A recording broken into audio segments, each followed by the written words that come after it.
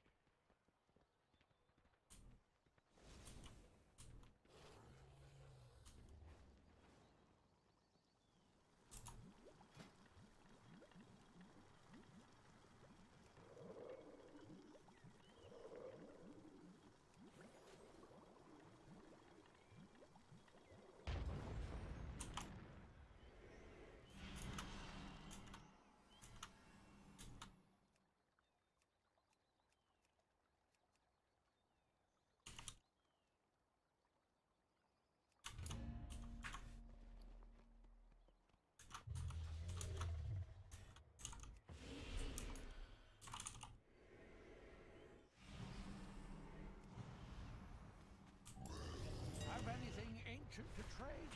Needs to be at least 2 centuries old.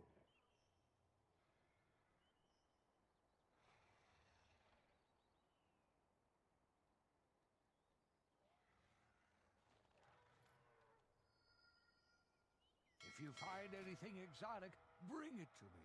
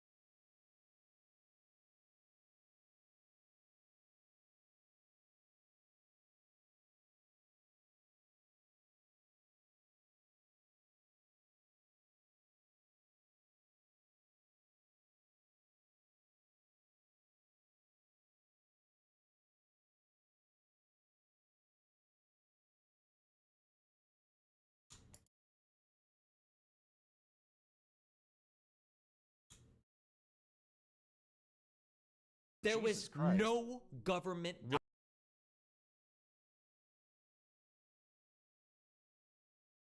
There was no. Okay, I'm gonna move away from this. Some fun things like cops dying to fentanyl poisoning, which of course is not real. They don't die. There is no such way of, actually. It's fun because they're faking it. That's it. Cops have panic attacks, and then they think that they have been in contact with fentanyl, and now they're, afraid that they're going to die.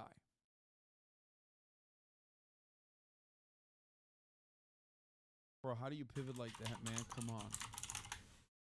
Yeah, what a garlic is to a vampire, fentanyl is to a cop. What a cross is to a vampire, fentanyl is to a cop. You can't be in the presence of fentanyl. Cops walk into a hospital and perish.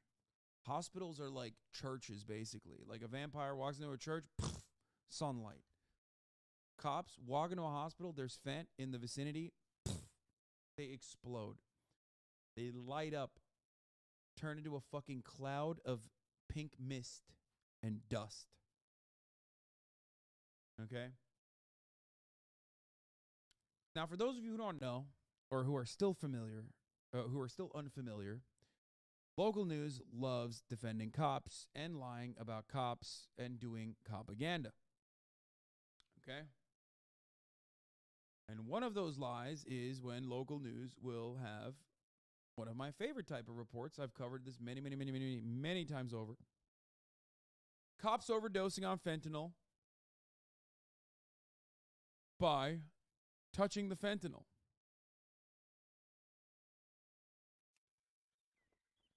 It's coming out of Florida, I guess.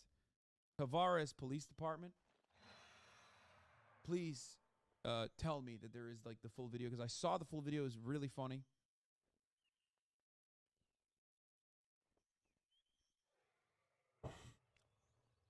My cousin was a cop who died of fent last night. Me and him ripped through an entire ounce, and his pussy ass couldn't handle it. Shut the fuck up, dude. Here's the OG video of an officer overdosing after being exposed to fentanyl during a traffic stop. Okay. Now, luckily, they have Narcan. I mean, as you can see. Luckily, they have Narcan. Kind of like a subscription at the top of the hour. Because at the top of the hour, there is a 3-minute ad break, right? And Narcan is very good for fentanyl overdoses. And a $5 a month subscription is kind of like Narcan for top of the hour ad break, which is the opiate of the masses. It's not religion, it's commercial ads. So, hey, Bozo, thank you for the 5 subs, allowing 5 people to no longer see the ads at the top of the hour, of course. Here is the 3-minute ad break now.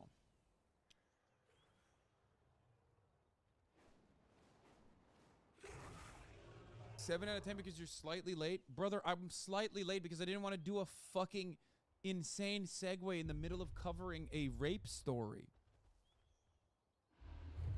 Like, I'm a human, man. I am only human. You guys are crazy at the ratings, man. What the fuck? Someone said they OD her on Narcan and it wasn't even worth it because her mouth was open. All the doses won't be effective. Holy fuck. Okay, let's watch. 47. Body camera video shows Tavares police officer Bannock laying on the ground as fellow officers administer Narcan to her. Police say Officer Bannock responded to a traffic stop with drugs involved when she came over the radio and sounded like she was choking. Bro, cops run for like 3 seconds and have no cardio and think they're dying to Narcan. Okay, oh, here it is. Here's the full vid.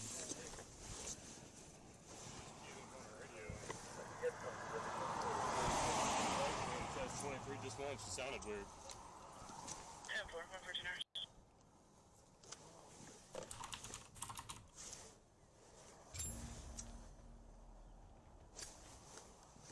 clear traffic on 1 yet?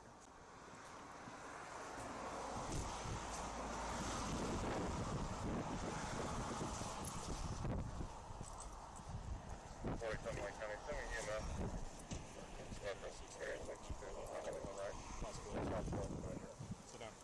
Sit down. Give me Narcan. He's like, run. Get the Narcan quick. Run.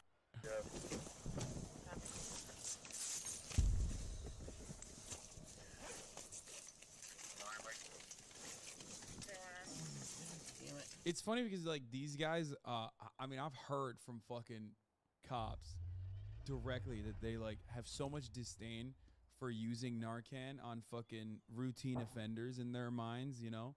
But he just rushed it over there so easy when it's another piggy on the ground, you know? But like you ask him to fucking do that to a dude who's like, all right, let's get back. Yeah, oh, never mind. He has a C-word pass. Exactly, dude. Exactly. Okay, let's do it. Let's do it. Let's keep going. All right, so he fumbles the bag and he gets it.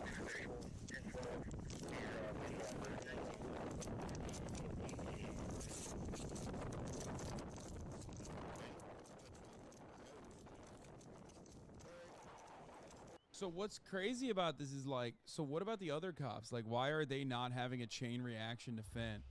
Like, are they super cops or something?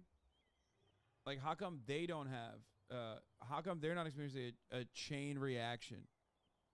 Like, there's fentanyl all around the fucking, what is this, same vibe? Okay, well, let's finish this video. There's so much funny jokes that we can make.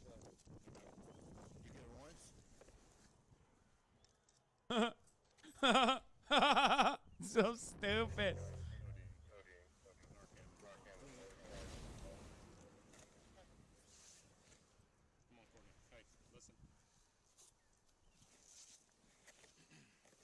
It's a female specific trait. Sorry, that's not true. I've seen plenty of fucking male hogs and not just hogalinas that have fucking fake died to Fent. Why you laughing, brother? Why do they keep lying about this? Dude, I don't know. It's so stupid. It's so fucking dumb, dude. I literally don't understand it. Like, it's like it's a very obvious thing that they're lying about. And it's like, maybe if everybody kind of like keeps it together, like they'll believe us. I don't fucking know. It's so easy to disprove. You just like point to a hospital or an ambulance, dude. It's very weird. You could just literally just point to the existence of EMTs. You know what I mean? It's like you're dying. The same EMT is like on the same call as you, who's like a fucking 18-year-old who like recently got certified and she's fine. Why are you dying? Like, it makes no sense. Come on. Courtney. Get in. Are you moving? Get in Amber's bag. Get in Amber's bag. You're good, Courtney. You're good. She's breathing. Hey.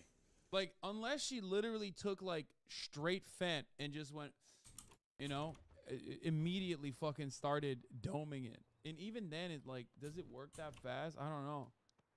I use fentanyl daily on patients in ICU, while anesthesiologists use it frequently on my patients in OR. I've touched vials, bags, IV tubing full of it. If a vial broke, it wouldn't bother me one bit if the drug touched my skin. You can't OD that way, really. It's not a thing. She's lying, brother.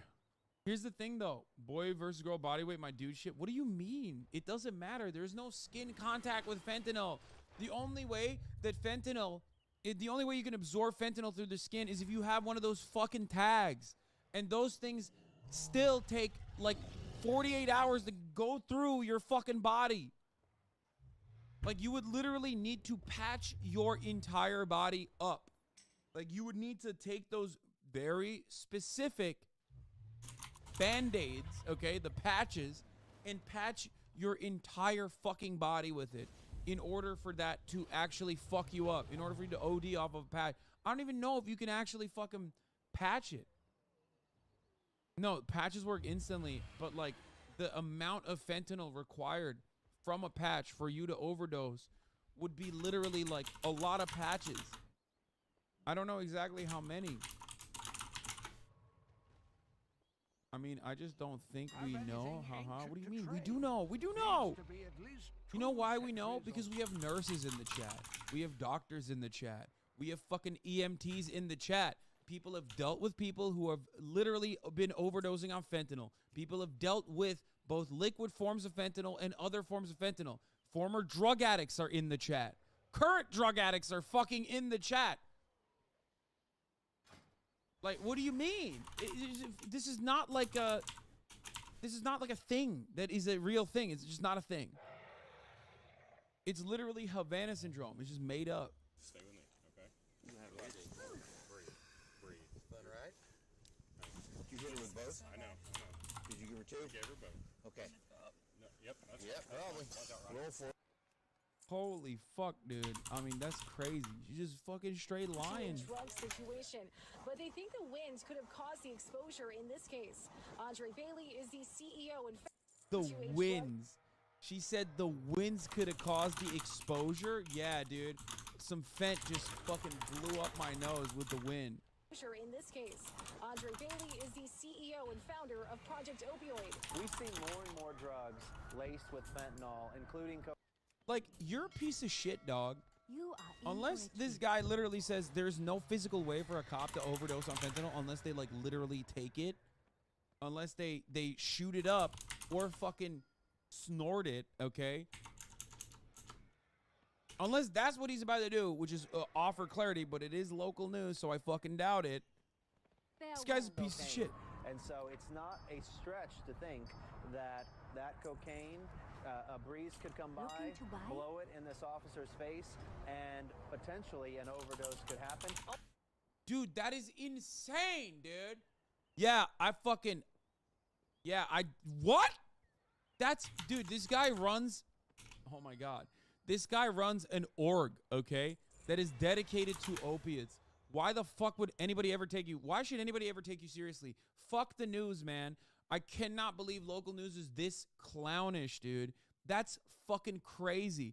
They're like, let's go find the most insane, the most unhinged fucking opiate guy instead of the 700 people that we could have easily asked on the fucking street that would give you a better, more fair response to this. The irony is, in every single one of these instances, and trust me, I love it. I watch this stuff for fun. I mean, this is like, it helps me sleep at night. You know what I mean? I probably watched every single instance of a cop claiming overdose of fentanyl. And honestly, like, their reaction isn't even what happens to your body on fentanyl. Like, it's always consistent with a panic attack due to mass hysteria. They're literally, like, hyperventilating. You don't hyperventilate on fentanyl. It is an opiate. The way you die is you asphyxiate. Anyway, where was I? Oh, we're talking about overdosing on fent. So this cop, here she is. Courtney Bannock is a Tavares police officer who overdosed after being exposed to fentanyl on a traffic stop. Her chief says she'll be back to work on Friday. I did a ride along with her. We get a kind of the tactical look. We come across kind of like a SWAT team or something. We don't want kids to be afraid of us. Normally I have a big bow in my hair. It kind of just makes me more approachable, I think, and I want kids and people in need to kind of not look at us as somebody that they fear, but somebody they can talk to and come up to, want to approach and be approachable with. We get a kind of the tactical look. We come. This guy did a ride along with the cop who was later featured in the latest fentanyl panic propaganda story. She's a media officer. I mean, I don't think she's like faking it. I think it's mass hysteria. And was out of breath.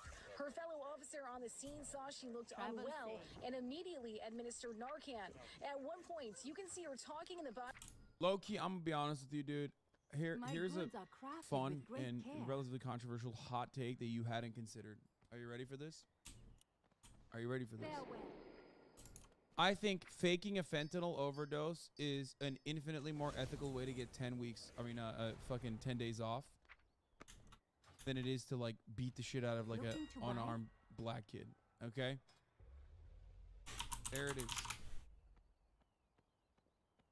That's right. I said it. I said what I said. You know? The more cops that are off the streets, the better. Okay?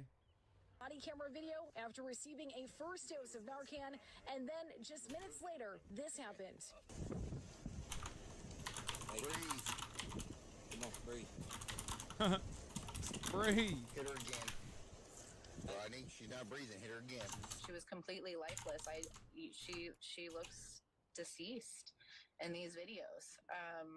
And so she's very thankful today. Police say Officer Bannock was wearing gloves and was prepared to...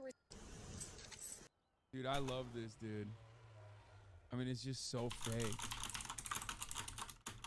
Dank Herm says the average police department, after you send a picture of fentanyl to the precinct fax machine. Yeah, she was in Yodi land. There's nothing wrong with that. I mean, you just don't fake it, though. All Tavares police officers carry Narcan, which is the life-saving drug that can reverse an overdose. Police say Officer Bannock needed 3 doses of it, which is a lot. If the other officers weren't there, there is a very high chance and probability that today would be completely different. And that we'd be wearing our thin blue line, straps that go over our badges. Officer Bannock was taken to the hospital, but she is okay. She's expected to be back at work by Friday. Ha! What the fuck? Oh, wow. She overdosed on fentanyl.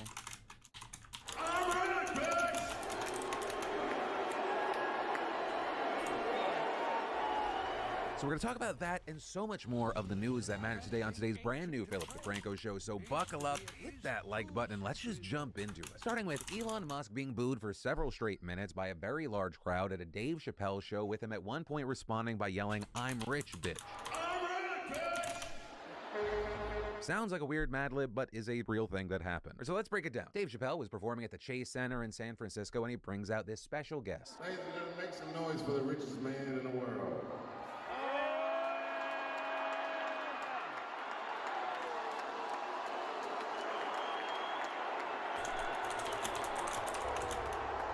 And to be fair, from the videos, it does seem, at least in the beginning, that there are varied reactions. You can hear both cheers and boos, though as it keeps going on, the booing does seem to get louder and louder, with Chappelle even commenting on the mix initially. Cheers and boos, I see. Then as the commotion continues, the boos get louder. Chappelle kind of tries to make a joke. Weren't expecting this, were you? It sounds like some of them people you fired are in the audience. We then see Chappelle kind of take a more defensive stance for Musk, though the way he initially does it is by basically calling part of his own fan base poor. All those people are booing, and I'm just pointing out the obvious. You have terrible seats, and I understand. All coming from way up there. And from there, you have Chappelle, cracking jokes here and there, trying to kind of win back the audience. The crowd at points are laughing. Dave Chappelle's a funny dude. Then, once the laughter stops, the chorus of chaos continues. Musk even seeming at a loss as what to do. Dave, what should I say? Don't say nothing.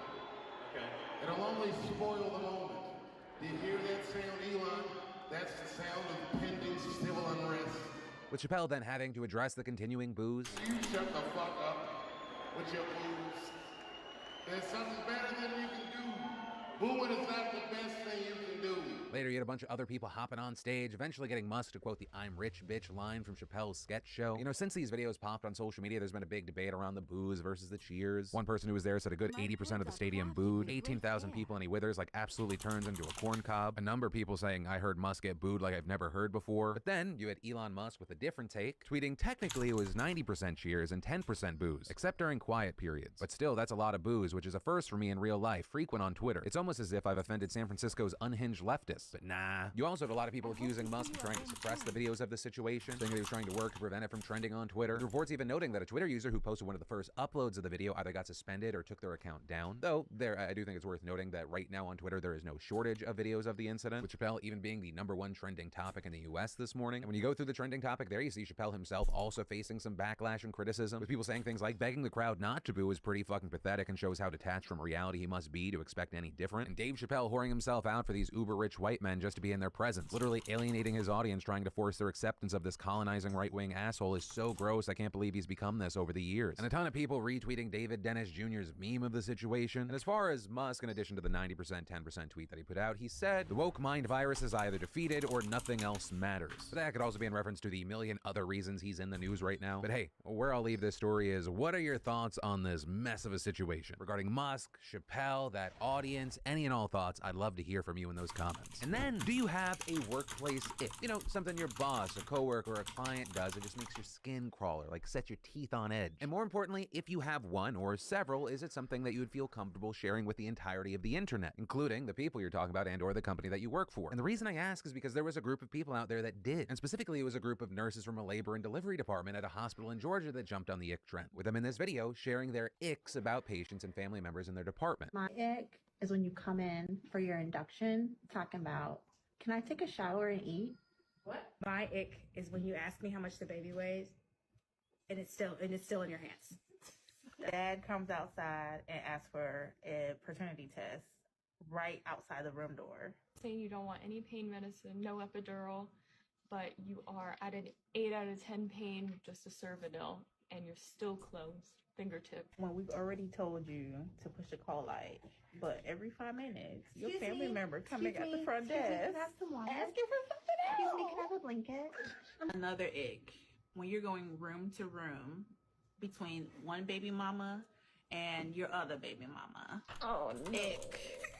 Say that.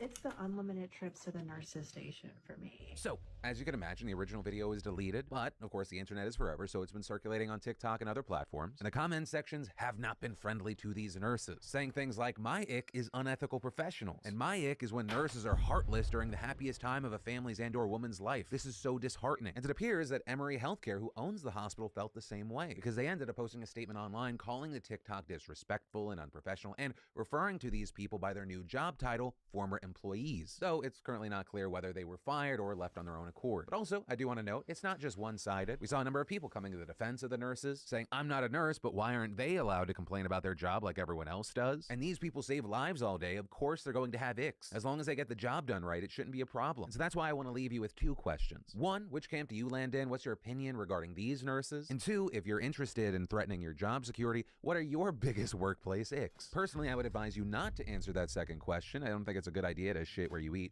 But since when did any of you beautiful bastards actually take my advice on anything? And then, this may be the worst school district in the United States of America. Or you might think yours is bad, but hear me out first. So for this news, we have to go to the great state of Florida, specifically Brevard County, where the school board just had to hold a special meeting to address an exodus of faculty and staff from the district, with more than 50 teachers and bus drivers reportedly quitting their jobs in the past 2 years, many of them recently, and most because of the same problem: student behavior. And looking into this, you have endless complaints of violence, theft, drug abuse, even sexual activity. And in fact, it got so bad that the county had to expel or suspend at least 7,400 students and arrested 94 during the 2020-21 school year. And so at the board meeting, you had the staff detailing the horrors they had to endure every day. On an everyday basis, I'm deflecting, being attacked, scratched, head-butted. I've been spit on, spit in the face. Student attacked 3 teachers today. Incident 6. A kid bit her on Friday. The bite mark on her arm is the size of an orange. At times, we have to call someone to come to our room so that we can go have a little mini breakdown. And these testimonies go on and on. You got teachers saying the kids have pulled their hair, even gone for their throat. And so as far as what to do about this, some argue that disruptive students should be removed from the classroom. Others even suggesting that parents should attend class with their kids. We also had one idea coming from outside the meeting the week prior, when you had Sheriff Wayne Ivey saying, they know nothing's going to happen to them. They know they're not going to be given after-school detention. They're not going to be suspended. They're not going to be expelled. Or like in the old day, they're not going to have the cheeks of their ass torn off. If you're a little snot that's coming to our classes to be disruptive, you might want to find someplace else to go to school, because we're going to be your worst nightmare starting right now. And so naturally you had that statement hanging over the board meeting, and there you saw people pushing back against the sheriff's approach, saying that more discipline and policing isn't the solution, arguing instead what you really need is better mental health support and classroom management, with the South Brevard NAACP and some board members pointing out that students of color and those with disabilities are disproportionately punished. And ultimately the meeting ended with few specific policies, but district leaders were directed to resurrect a committee charged with improving the school discipline plan. And so with this absolute mess, I want to pass the question off to you. What are your thoughts here? And then we had more bad Ticketmaster news with this latest situation happening in Mexico on Friday, where hundreds of fans were denied entry to one of the last shows of Bad Bunny's tour. And as far as what, how, and why, Ticketmaster Mexico released a statement explaining that an unprecedented number of people were sold fake tickets, and saying this caused an unusual overcrowding in the intermittent operation of our system, which generated confusion and complicated entrance to the stadium, with the unfortunate consequence that some legitimate tickets were denied entry, and adding that fans who had legitimate tickets will be refunded. But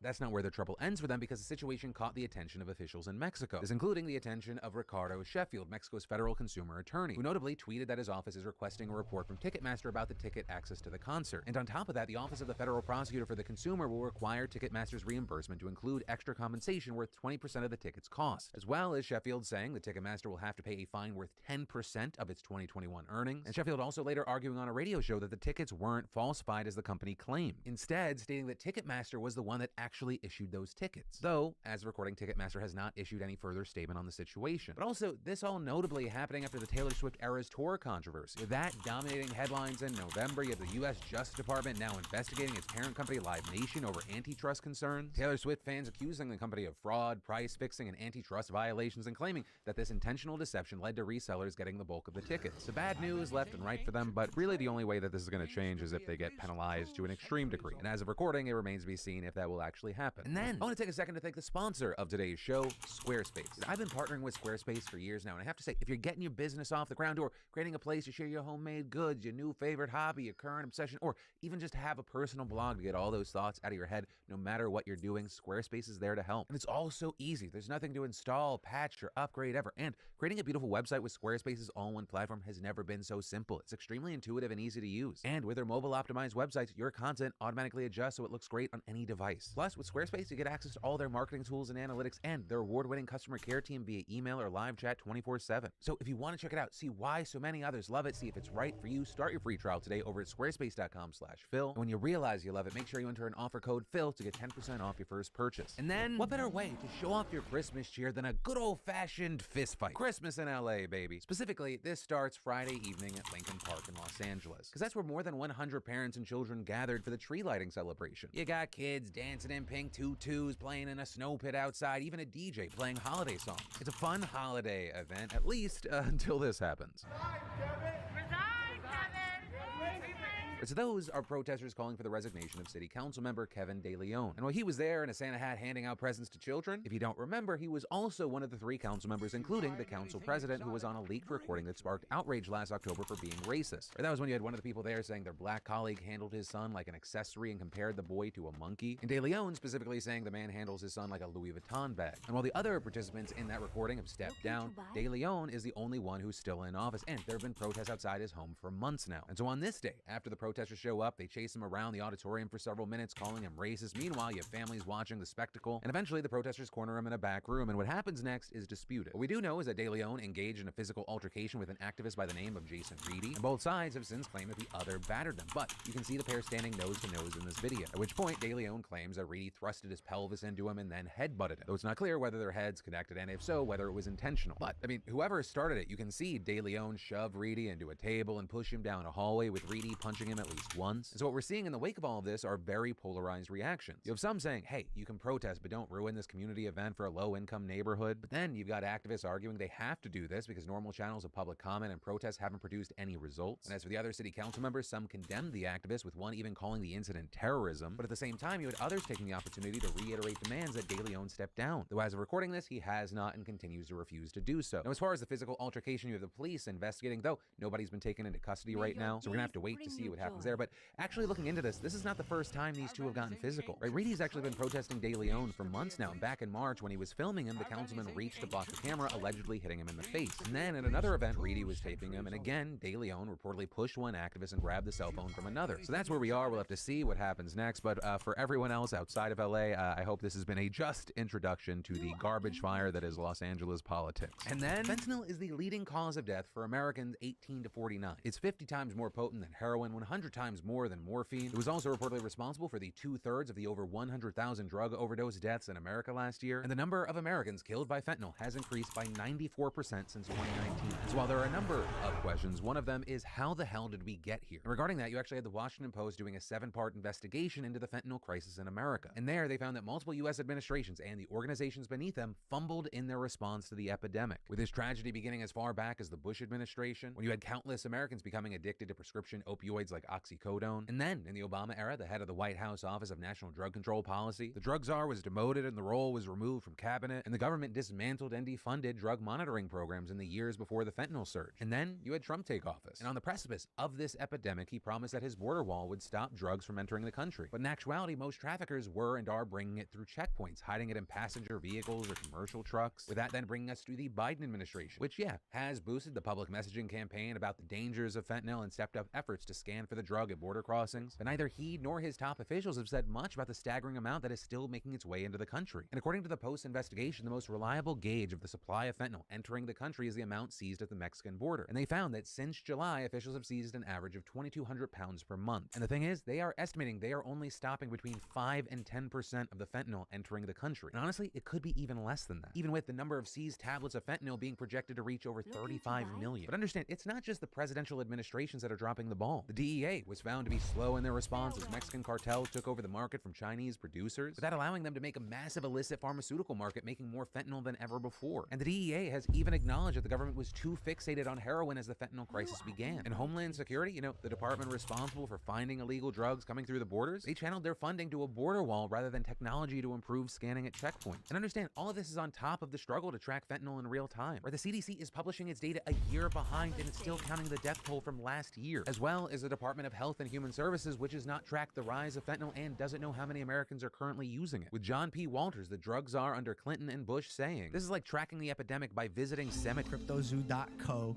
I am so excited about this project. It's so fun. It's a really fun game that makes you money. A fun game that earns you money. How much did you guys make from CryptoZoo? I lost around $50,000 in CryptoZoo. I lost $40,000. I lost around $15,000 US. I lost $25,000. $120,000. $500,000 Australian, which is $500,000 in CryptoZoo. Shut up! No, you haven't! Yeah, 500K. Oh, no. Today, we're investigating Logan Paul's CryptoZoo, a blockchain game that made millions but never worked. Some of you guys think you know the story, but it goes so much deeper. I've uncovered sociopaths, billionaires, fake orphans. Did I mention fake orphans? And of course, at the center of it, we have Logan Paul himself, who has abandoned this thing, leaving thousands of fake orphans in his wake. Wait a second. Thousands of victims in his wake. Now, you'll be hearing from some of those people because their stories are heartbreaking. This is the first in a 3-part series that's been a year in the making. And if you like high-effort investigations like this one, please consider supporting this channel on Patreon. I don't take sponsors. We are viewer-supported, so if you want to and are able to, thank you. Either way, enjoy the video. For the last 6 months, I've been working on my own NFT project. We have a massive team behind it and are probably out of pocket like $1 million just because we believe it's going to work. September 1st, CryptoZoo.co. We don't scam. I've never scammed anyone before. Logan cares extremely deeply about his audience, loves his brand, doesn't have to scam to make money.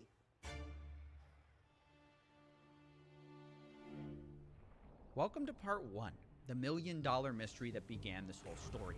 Like many people, I first heard about CryptoZoo from a podcast Logan runs called Impulsive, which was the experience of a lot of people that I spoke to. So I first heard about it on the Logan Paul podcast. Impulsive, I think. It was off one of the Impulsive episodes. The thing that I'm most excited for, and this is the first time I've ever said anything about this, for the last 6 months, I've been working on my own NFT project. I think there needs to be a fresh take, and this project that I have is that fresh take. Now look, at first, I was just as surprised at this pitch as anyone else because I just got finished roasting Logan for a different coin called Dink Doink, which his fans lost money on. I'm a Dink Doink fan. Dumbest shit I ever seen, that's why I'm all in. Take pictures of my feet, yeah. It's comedic. It's fun. It's comedy. Now look, I know Logan and his friends tried to make it look like Dink Doink was all about the memes, but it turns out they secretly were tied to the project, and Logan created the Dink Doink character himself and subsequently abandoned that project. So if you invested in it, you got blasted, and Logan rightfully took a lot of heat for Dink Doink, which is why I was surprised when he seemingly immediately jumped into another crypto project. But Logan insisted CryptoZoo, it was different. It wasn't his friend's project this time, it was his. And it wasn't even a project at all. It was a game that could earn you money. I'm excited to launch my game. You keep using and you just did it again. You keep using a word there, game. You're not using like a project. It's a game. It's a game. It's a really fun game that makes you money. Now you might be wondering, how's it possible to earn money from a game? Well, let me try to break it down for you. This is how it was supposed to work. You started by buying this crypto token called Zoo, which is their in-game currency, and you use Zoo coins to then buy egg NFTs, which you can then hatch to become animals. You then can breed those two animals to become hybrid animals. For example, if you breed a gorilla and a kitten, you get a Gore Kitty. And the more rare the NFT, the higher the daily yield of Zoo tokens that animal earns you every day. Theoretically, it works like almost like passive income. You can then burn your animal NFTs to release the Zoo they earned back to you, and from there you can invest it into eggs or just cash out. Now, some of you of the Egyptian persuasion might notice some triangular qualities to this game description. But let's not be too quick to judge, because remember, there are a lot of NFT games built on this model. It's called play to earn. Now, Logan admits that there are other games like his, but what's going to really make his stand out is that other games have randomly generated assets. His game has handmade art. It's quick to make a digital asset with, unique randomly generated characteristics. We handmade art for the past 6 months, bro. Approval, very specific notes, 10 different artists making art for our project. Now, I'll admit, this all sounds very enticing. Handmade art, a fun game that can earn you money, and one of the biggest influencers in the world backing it. You might think, how can I lose? Which is why when people were told all you had to do to play was buy an egg, people spent millions. Just on the first launch between ETH and Zoo, people bought $2.5 million worth of eggs in the first day. And did I mention the game hadn't even been launched yet? All people were buying was the marketing and the promises. And it wasn't just the NFTs they bought either. The Zoo token also skyrocketed in value, reaching a $2 billion market cap pre-game launch, right? The trading volume was in the tens of millions of dollars per day, which kind of is like Fortnite not coming out, but people trading tens of millions of dollars in V-Bucks every day. That's what this was like. And I know it sounds stupid to buy an influencer project, but you have to understand, people saw Logan as different. It was Logan Paul at the end of the day. An internet personality that I actually trusted, that I actually kind of believed in. Obviously, when someone so influential releases something, everyone wants to be a part of it. I sort of believe in this false fallacy that everyone else started believing, that Logan Paul's a changed man. I thought it was a safe place having a guy like that identified, like Logan Paul being the head of the project. They had seen this story he had been telling everyone, that he was this reformed influencer, right? That he was no longer a reckless clout goblin just in it for the money. They thought this time it's different. Logan Paul couldn't possibly scam us, right? But as the game got closer to release, the CryptoZoo team started releasing the first ever photos of these animals. And come to find out, this handmade art story wasn't really true.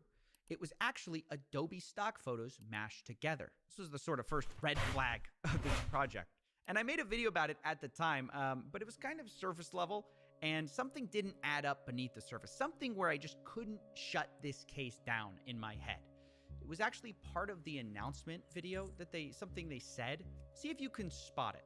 We have a massive team behind it and are probably out of pocket like $1 million just because we believe it's gonna work. On development. Yeah.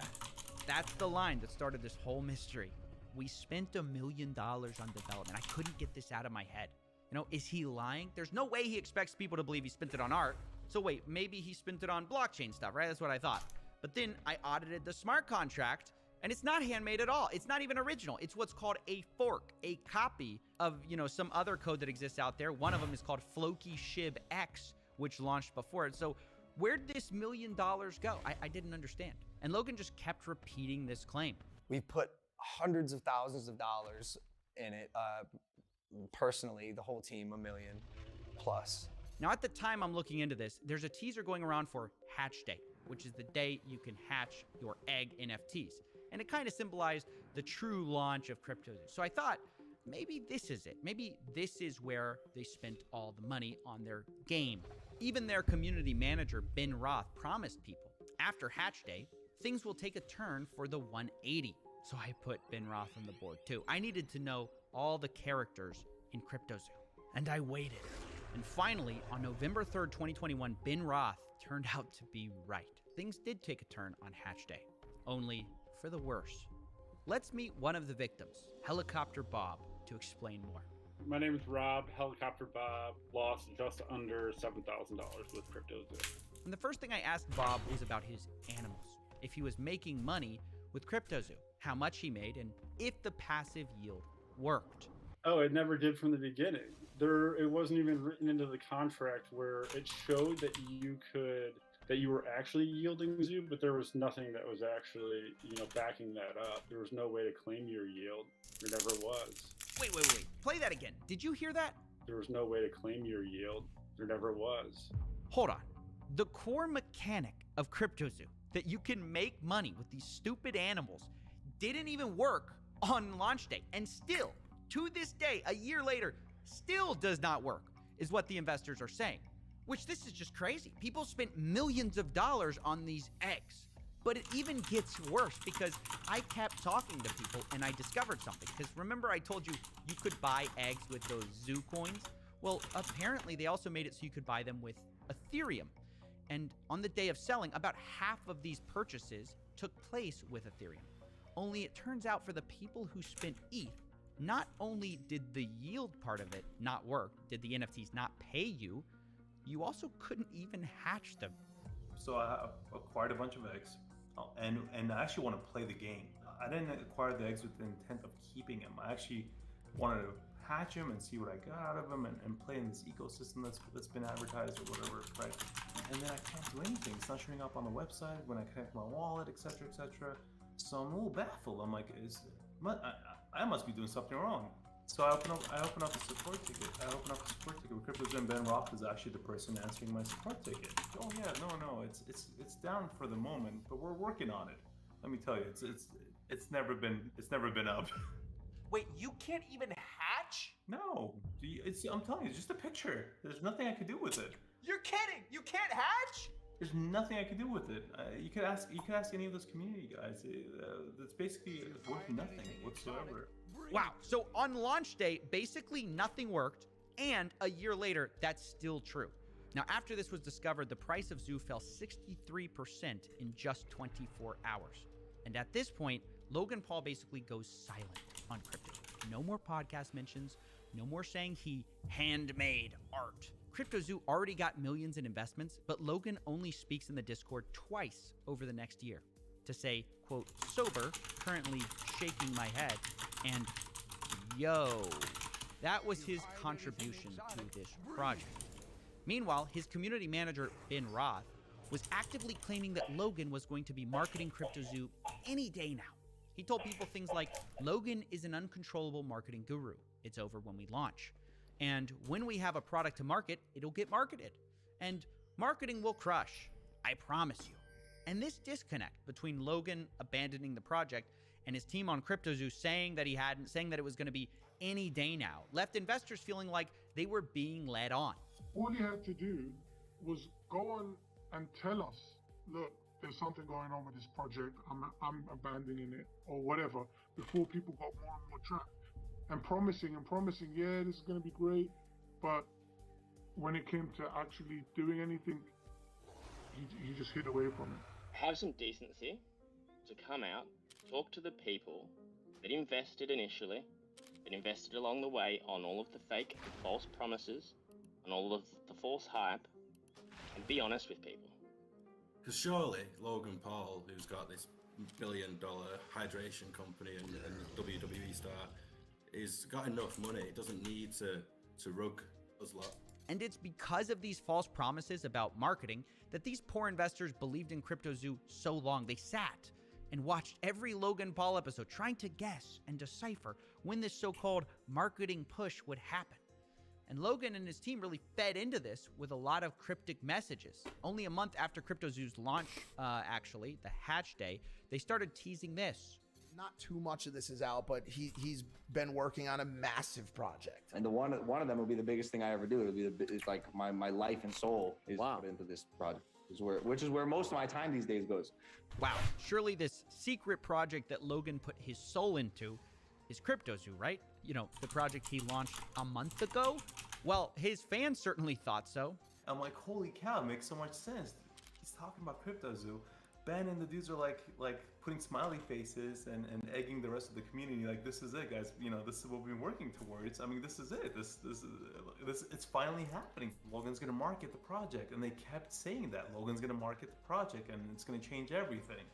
So now imagine their surprise when another clip surfaces of Logan finally admitting this secret project isn't CryptoZoo at all. It's something else entirely. I'll tell you about this project when we get closer to launch. This project of mine is going to be... Is that the thing with the egg? Like the zoo? No. Okay, This one's This one's going to be, this will be crazy if I've ever done. Oh man, can you imagine if you're one of these investors and Logan Paul's going pitching this new secret project and you're thinking it's CryptoZoo and someone's like, oh, is it that thing with the eggs? And he's like, no, definitely not. That was the last project. This is the real project that I'm working on. Thankfully, people didn't just let this slide, because as he went around making the rounds on his new project called 99 Originals, people were like, hey, didn't you just abandon your last one? And unsurprisingly, it's not his fault. It's the bad actors who ruined the project. As I see people giving multiple explanations for why these haven't worked, and you know there's accusations out there. How does it make you feel when people are doing these takedown videos about your NFT projects previously? It's sad because of what I just said. There's so much going on behind the scenes. Like, Doug, I'm not the bad guy here. Yeah. There's some actual out there. Yeah. And it's not me. Like, I'm here to build. This is a space where a lot of people do see dollar signs. Like any burgeoning industry, if there's money to be made, there's going to be both good and bad people. There's a lot of shady characters in the crypto space. I'm learning all of it. We had an issue with CryptoZoo, where our lead developer took the code that he made, fled to Switzerland, and like held it hostage for $1 million. Like behind the scenes drama that took a stick and stuck it in the spokes of my wheels. Oh, well, that wasn't expected. There's a shady developer who held up Logan's code hostage in Switzerland. That's why this hasn't worked the whole time. He held it hostage for $1 million. Well, let's add that to the board. I mean, isn't the mystery solved? Now, obviously, the first thing I wanted to do was hunt down this developer, who we'll be calling Z here, and find out the truth of what happened. Why did he steal Logan's code for $1 million? However, I finally got a hold of him, and when I did, he admitted he took the code hostage, but he says the reason for it was nothing like what Logan had said. He literally never paid me anything at all, ever. I never paid. And, it got to a point when I was working on it where I just realized they were just going to try to steal all of my work on me. So I took all of his source code private. And I just kind of, we spent like a month just trying to negotiate and get something figured out where I would finally get paid. Because, I'm on my end, I'm earning $50,000 a week on building this thing. And the only thing they brought to the table were a bunch of Photoshop JPEGs. So Z claims he wasn't blackmailing anyone. He had to hire a team to develop this whole thing, and he just wanted to be paid for the work they did. According to him, they negotiated a $1 million payday for this whole project. And from the second I heard that, I thought, oh, that's interesting, because Logan claims he spent $1 million on this whole thing. And this developer saying he's owed $1 million on this project. Now, I didn't want to just take one person's word for it, so I later confirmed with another developer who worked for something called the Blockchain Center that he also hadn't been paid. We've been paid nothing. I would have loved to have Zoo, but I don't have any. So that's multiple sources working on the CryptoZoo team project who were not paid. Now, obviously, these are big accusations, which is why I wanted to confront Logan Paul on them. But unfortunately, we're not exactly on speaking terms. So I wondered, how could I speak to Logan without speaking to Logan? And that's when I found out there was someone who might know just as much about this whole story. And I will explain everything one day with my manager, who's like in charge now. Logan Paul's manager, a guy named Jeff Levin. He might be just what we need to settle this whole thing. So I gave him a call. Hello? Hey, Jeff. Hey, sorry to bother you. This is Steven with CoffeeZilla. I'm calling because I've heard reports that CryptoZoo hasn't paid their development team, and I'm just reaching out for comment before I do this story. I got your number from one of the development team, and they just wanted to, I just want to follow up on that. I have no comment for it. Okay, are you guys denying it, or are you saying it's not true? Just no comment. I don't think that the information is true. Okay, because they're saying $1 million hasn't been paid in development for crypto.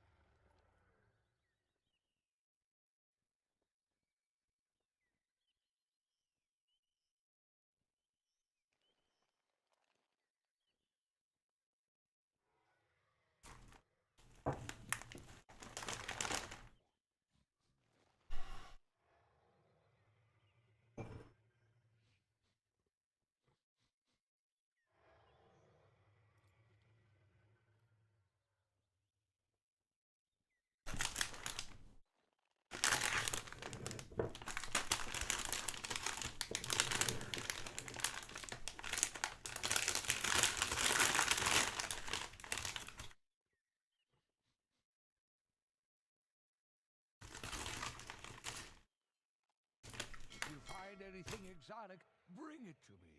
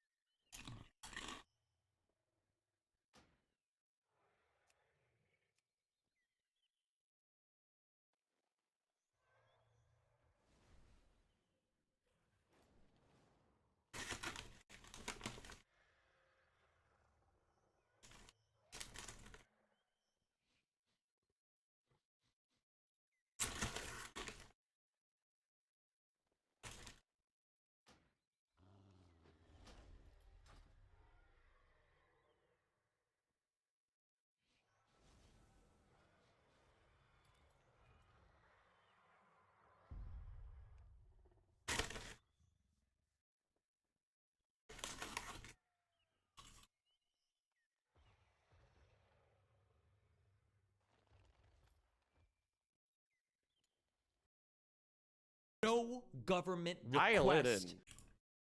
CryptoZoo, and Logan Paul said publicly that it has been paid. So, I mean, it's a pretty serious accusation, and obviously, I don't want to just run a story. If you guys have a whole side to your story here, Your job as someone that is reporting news is to actually verify correct news. right? That's why I'm calling you.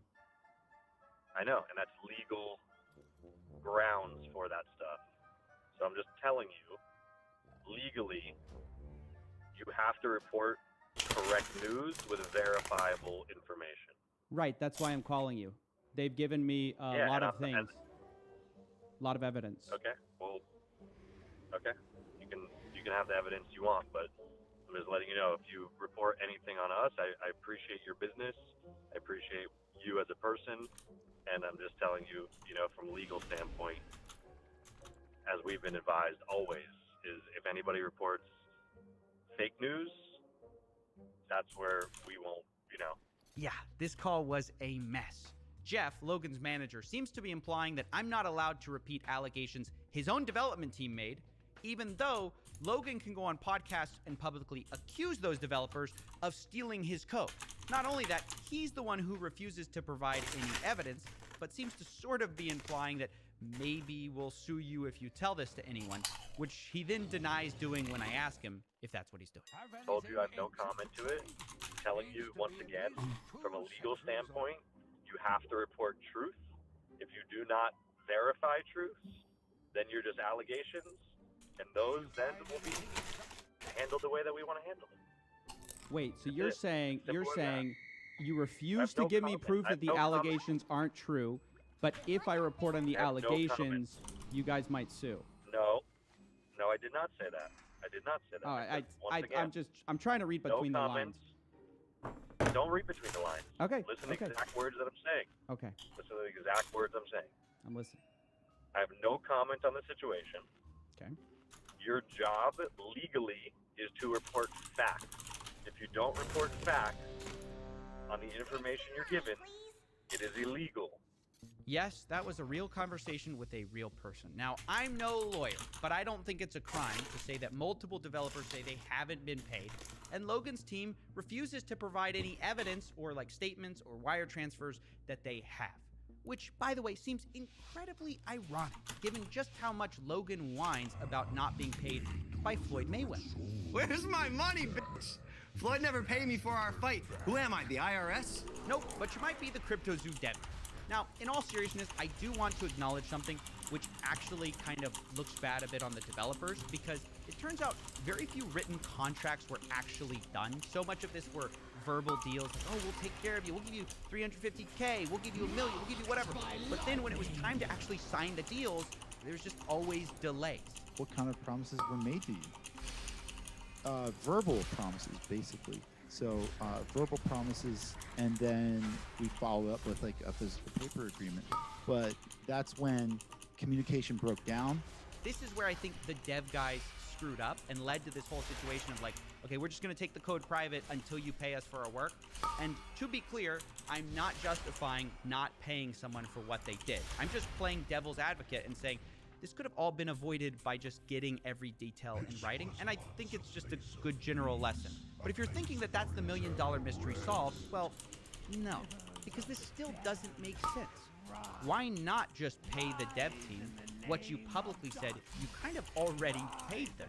Why not pay for a game that now isn't launched and now investors are so angry about?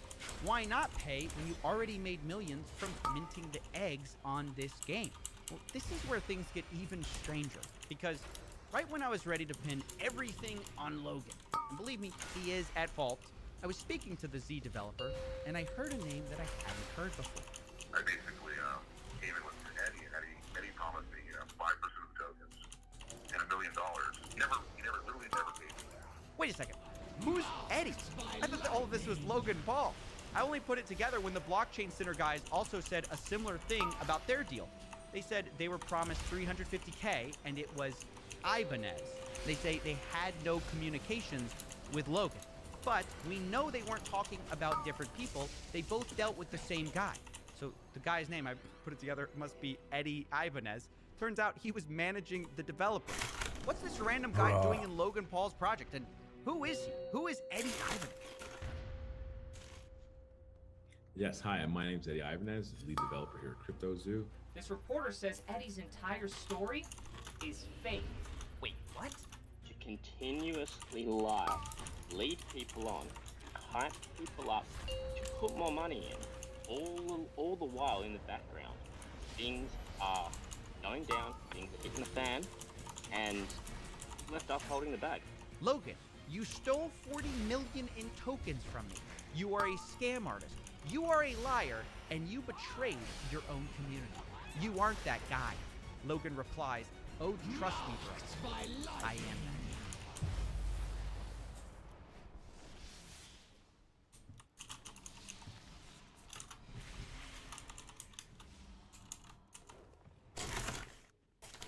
All right, boys, Metro Boomin on the pod today. Before we get into the podcast, if you guys love to fire on sports, said this many, many times, but you guys need to download the Prize Picks app. Download that in the App Store. Prize Picks is really fun and fire because instead of betting on teams, you're betting on individual players. So if you guys know sports really well and you know players, Prize Picks is really, really fun to fire on. Each player has a set projection, and then you can either choose more or less than that set projection. I also got you guys on a 100% deposit code, up to $100.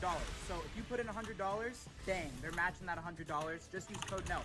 It's also available in 70% of the United States. It's available in California, Texas, Florida. So yeah, download the Prize Picks app, fire away, boys. Let's get into the podcast.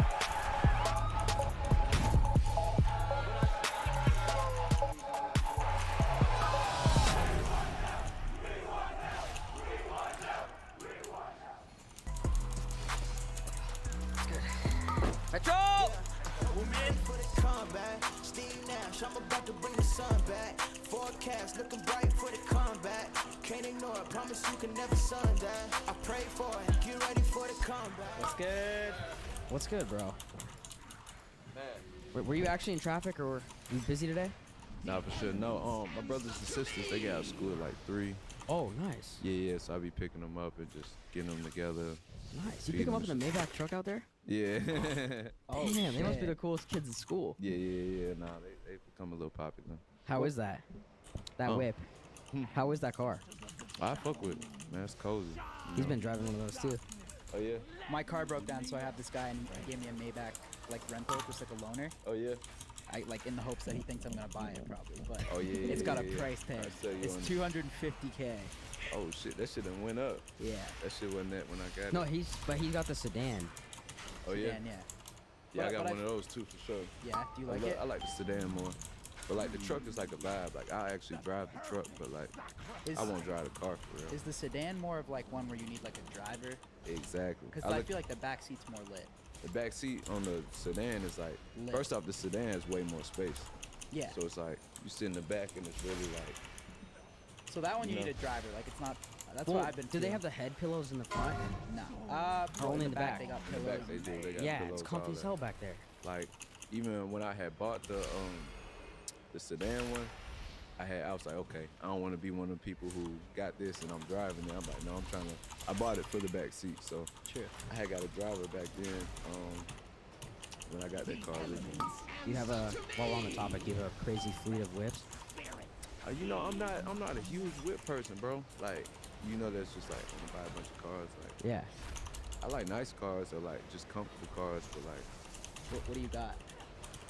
I got a couple Maybachs. Like, I got the sedan, I got the truck, I got Tesla, Trackhawk. That's what my Yeah, Trackhawk's Trackhawk. dope. And I got what's that shit the Jeep came out with? Grand Wagoneer. Nice. I haven't even seen That's those. like my favorite. What are those? right now. New? Yeah, it's a truck. Yeah. It's a truck, but That's like a family car a bit too, right? yeah, but it's like it's got the captain seats, then there's a third row behind the captain seats. Like, I suggest anybody go get a Grand Wagoneer. That's a Like, versatile collection. Have you seen a You got the Trackhawk? flex ones, you got the energy efficient, then you got the family kind of. Trackhawks Yeah. are fast as fuck, aren't they? Yeah, the track, like, And they're loud as fuck, bro. very, Yeah, very. those are That's lit like though. a toy. That's my toy. So do people? I'm curious. Do people when there's a music video, how many of the cars are like hit up like, yo, you got to bring your whip today? Are they rented, or who actually owns the cars? For a lot of videos and shoots, like they'll reach out, rent cars, like for whatever the vibe of the video is. But like for the album, the superhero video that me and Future shot, that was my Maybach truck, and we just took the doors off of it for the video, and they put them back on. Yeah, we listened to Heroes and Villains all week, bro. Fire. No. Yeah. we live in OC, so it's like an hour and a half to LA. So we just I love to censor the Hunter Biden original story. There were a few requests that were put in to delete specific tweets, not about the Hunter Biden story. It was just pictures of Hunter Biden's. Like you should concede on having been an investigator. Cherry, I've had people murdered in my arms. You dumb. Shut your mouth. Oh, okay. My dad died. I'm sorry, it's getting late. I want to fight. Causing chaos. Well, Counterpoint. Yeah, I was about to say. Here. Oh, did you bring a tweet finally that vindicated your perspective yesterday? Oh, does it have to be new? You Cole? Yeah, like, it's a new piece of information because I thought the Twitter leaks were historic. I came here to wish you a happy birthday so I could get my bride in, but apparently we're not allowed to. Yeah. So. Well, I'm glad. For my birthday present, I wanted to see one new tweet that revealed something that we didn't know before already about Twitter. Well, okay. Well, then I guess did you already know that we're gonna play this game? I guess. Just link that him a fucking tweet about DHS and Factorio. FBI were DHS and FBI were having weekly meetings, and with the Twitter head honchos. We didn't know that explicitly, but yeah, that's almost obvious. I'm Then willing to it's bet. new, bitch. Just because it's not interesting doesn't mean it's not new. So suck it. I wouldn't. Do you think they were acting? Do you think they were acting in a way that was improper? I don't know. I wasn't supposed to. Okay, well, Oh my I rest my God. case. This guy. All right, well, I rest my case. Well, rest these nuts. No, I mean, dude, so actually, I did have a kind of post and after. If you wanted to get into it, I didn't want to distract fully for the conversation. By the way, Warhammer 40K makes both these pussy ass fucking nerd universes look like shit. Ooh. But Who cares about Space Orcs, dude? Chill. Lots of people care about Space Orcs. The Empire would curb stomp the Imperium. People that sit in their house and paint minis for 8 hours. Yeah, That's just demonstrably false. But yeah, if we actually wanted to do the after action report. So the after action report that I had, my editor's a pretty big tech guy. He at least swears by the information that he gave me, which is the fact that the algorithm isn't intelligent enough in order to disassociate between like conservative content and progressive content. So that would mean that any of the bans or throttling or whatever would have to be manual. I do think that we I'm did. sorry, just as a real quick thing, whoever Sure. told you that has no idea about anything. The Do you- depths of stupidity. do You can you- drag him on right now if you want. I would bet my entire life. I bet that I could learn fucking Oh, Python and write an no. algorithm to differentiate between conservative and progressive content in like 2 Oh weeks. no! What? Oh no! No! Bring him on. We need the content. content. Bring him Come on I in. am 1,000,000% confident in that statement. What a stupid fucking statement to make. Oh, no. He wants to come on. Sure, drag him on. All right. What's his name? Tell him to join. Tell him to join. Taze Grove. What do we got? General Lobby 2, and I'll drag him in. Oh no! He says the algorithm isn't intelligent He enough? thinks that you couldn't write an algorithm to differentiate between conservative and progressive content. Like that. When it comes to hold on. Let me specify because he'll probably defend himself a little bit more specifically than that. When it came to a certain topic, so for instance, if you had like race realism, and then there was a progressive who was talking about race realism, or there was a conservative talking about race realism, the YouTube algorithm wouldn't be independently functional enough to differentiate whether or not it was a conservative talking about the topic or whether or not it was a progressive talking about the topic. Do you have contention with that perspective? Yeah, you could do it. I'm pretty confident you could do it. Okay. Oh wait, all he's right, so talking about this. He's referring to a particular tweet. Okay, let's see what the actual tweet is it's being referred to. All right, hold on. Where is he? Oh God, what is Destiny's Room, T4, T3, T2, T1. Trump and objects to Twitter censorship. I didn't like I'm the in obvious. general lobby 2. I don't think I have perms to drag him in, right? His name's Taze Grove. to Taze Grove. General lobby 2. Yep, I see it. There we go. All right, Taze. You fight. Hey, how's it going? Okay, I'm already gonna defend myself from the way that you're describing this. Okay. Oh, okay. Backstab me. Great. No, Sweet. because Thanks. I tried to explain this and I told you that I could have gone further in depth into specific parts of it. I'm not necessarily like some poli-sci genius who can explain like the in-depth algorithms, but if we're going to talk about like how these algorithms are designed, they're not developed in order to be able to differentiate between a lot of these contents. They're mainly going to have a specific algorithm driven for retention and click-through and viewership. So they're not going to necessarily build that algorithm to like restrict certain very specific topics based on very specific keywords, especially when we're talking about like certain different platforms and all those sorts of things. Like it's just not how they're done. So like the idea that they're just like tamping down on conservative content across the board, like it's not happening. This isn't my debate. Well, isn't this completely in opposition to everything you were saying? Yeah. Yeah, I can't. This is what happened okay, yesterday, yeah. by the way. I start forwarding like a micro point, and you're like, ugh, I won, and it's like, no, motherfucker, like we got 1 point in. Well, no, hold on. To be clear, yesterday, all I wanted was some tweet that showed some novel type of like coordination with the government to suppress conservatives. That's what I was curious about, and because that's what feels Musk like a goal. That feels like a goalpost shift right there. Okay, if you want, I very clearly at the very beginning of our conversation laid out very precisely exactly what I was looking for. I'll say it again for the 7th time. The claim has always been that conservatives are being censored because they're conservatives. And was there any evidence of that? The answer was no. Okay, and I brought up the fact to repeat myself for the 50th time that basically there are subcategories of discussion that conservatives engage in that progressives do not, that leads to them getting by the TOS. Yeah, but And on top of nobody that, is pretty denying obvious. that that's ever been happening. Like if you Okay, go so online, do you want to take it to the more interesting conversation then? Because we could like circle jerk each other like we did yesterday, or what we could do is move to the broader conversation of what do you think would actually be like the more positive way to engage with contentious topics in the public forum? Like, should these things be not moderated and then they should just be demonetized? Should they, like how do we have these difficult conversations that basically conservatives feel like are being suppressed? yeah, that's what I would say. Okay, and then this is where the things where I hope fucking DGG didn't jerk themselves off too fucking raw. But apparently, after I left, the conversation was like, Connor thinks that conservatives are being suppressed. What a fucking retard. But then if we talked about how to deal with contentious issues, you and I are in lockstep. So is that But that's not the relatively issue. true? The issue has been conservatives jerking themselves off that like Elon's leaks revealed some huge new thing, but they didn't. Nothing huge or new was revealed. If I can like... Yeah, go ahead. So one of the biggest things that was like frustrating for me watching externally as well was that I know, like, speaking to Connor, he isn't necessarily defending that take. In fact, he's been going after people on Twitter, especially when right-wingers are saying like, "Oh, we gotta lock him up, prosecute him," and he's just saying like, "What's the fucking charge? Like, what are you talking about? There's nothing to charge you." Like, the problem is that this Connor is isn't. like YouTube drama. And I'm thinking about the current Twitch drama, and I'm just like comparing it. Is it like the current Twitch drama is something like getting carried in League of Legends or something, or like fucking I will die and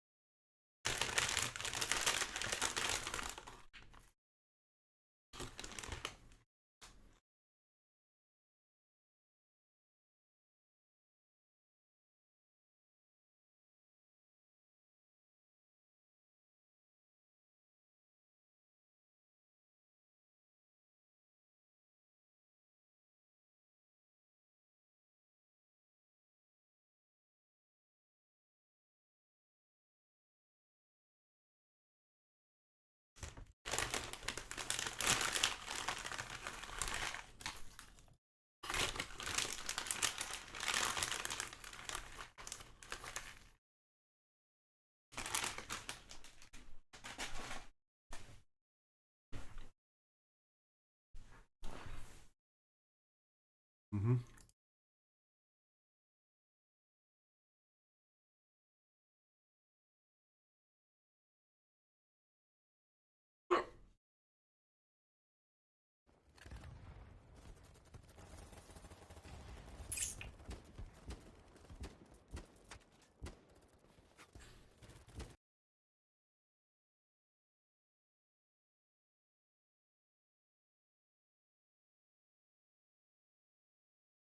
crossbar and the star bar.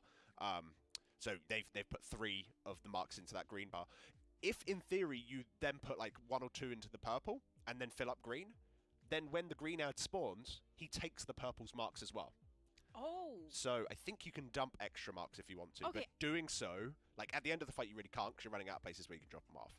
But it'll be interesting to see here because you see they put 1 extra in purple.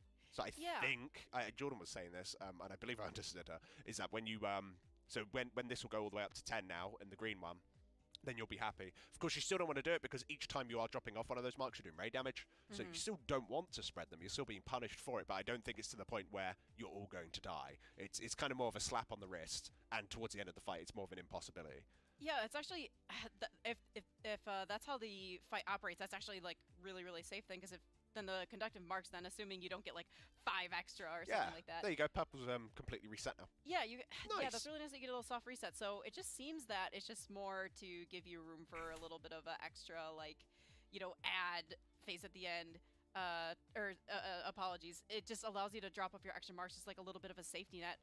And like we saw in Liquid, they ended up just sacrificing. And you'd otherwise just keep slapping. They're starting to shine through, such as Demon Hunters.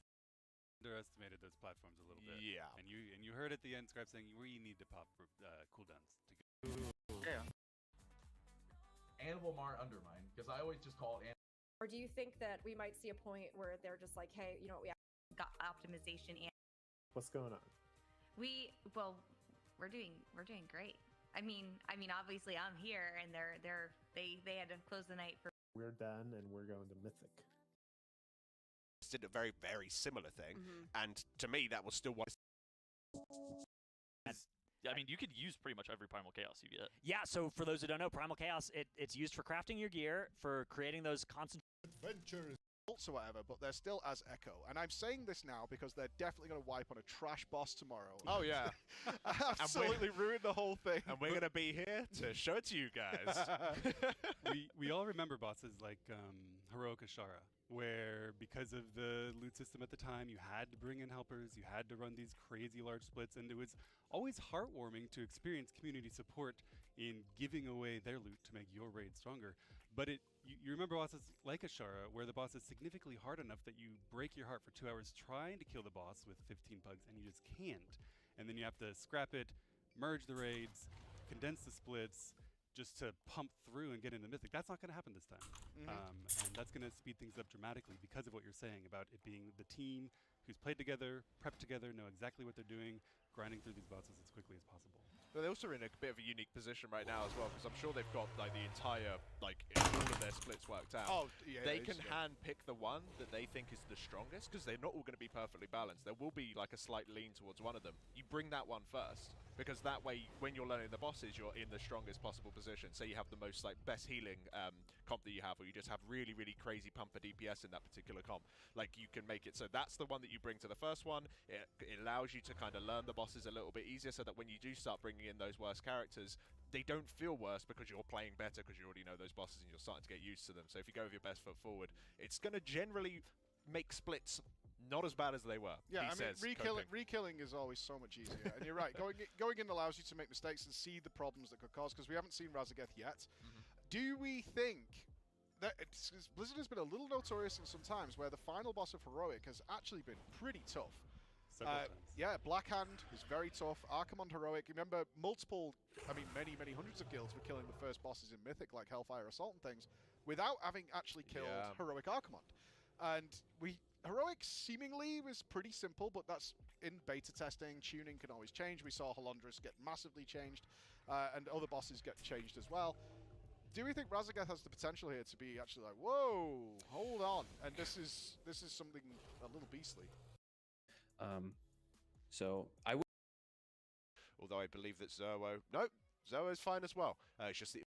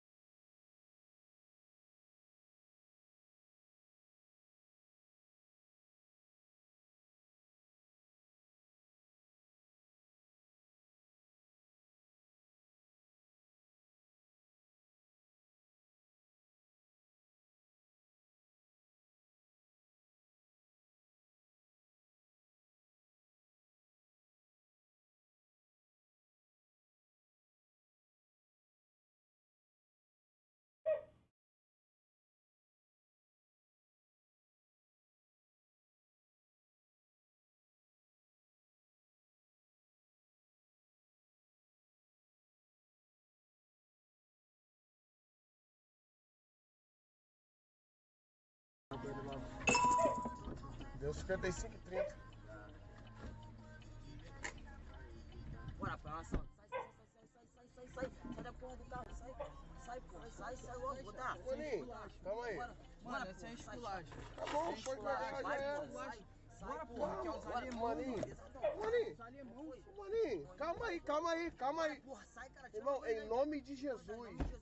Irmão, em nome de Jesus. Em nome de Jesus, irmão.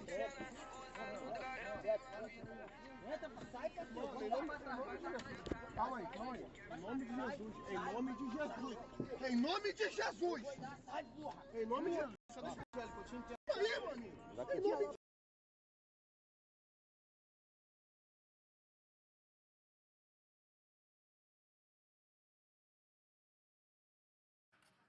Love it. All right, sashimi, come on. Please. I'm looking away from the screen right now. Are you guys? Small one. What? Sashimi, come on. Please. Maybe. Thank you very much. Thank you. I'm gonna add 500. Okay.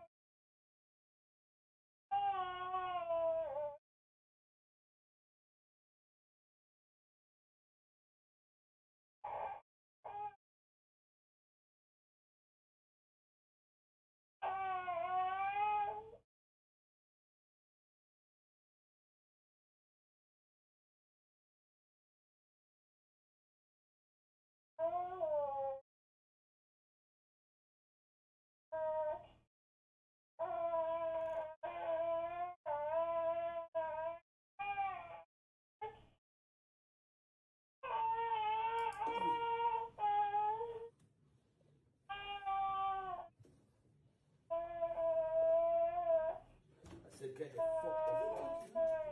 Get the fuck off.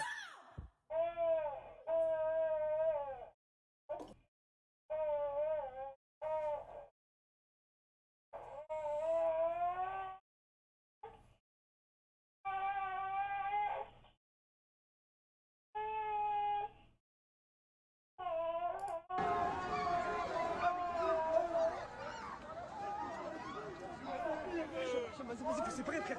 Le comment, Wallah? Oh, ça mère la pute. Oh, ça mère la pute. Oh, ça mère la pute. Les gars, appelez le pompier.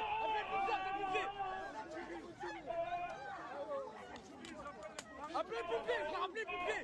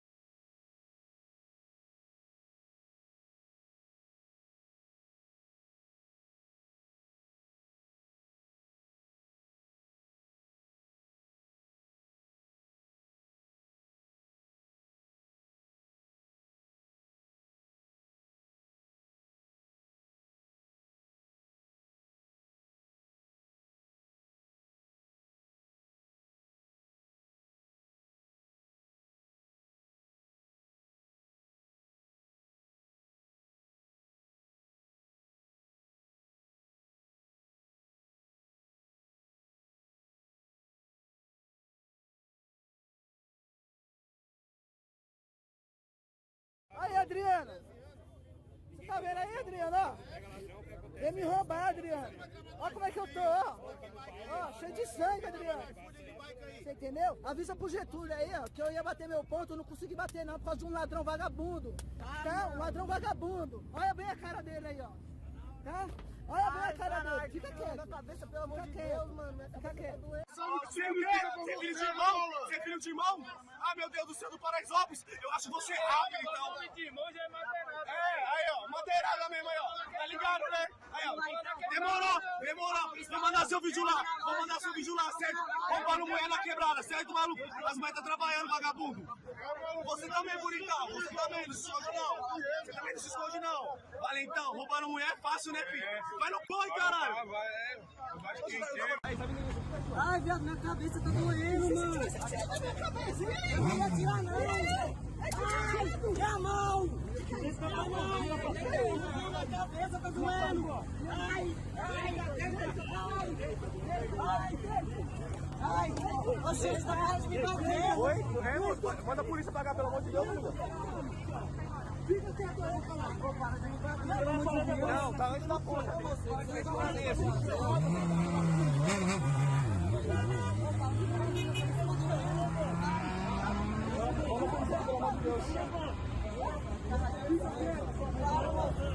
Derrubou da moto.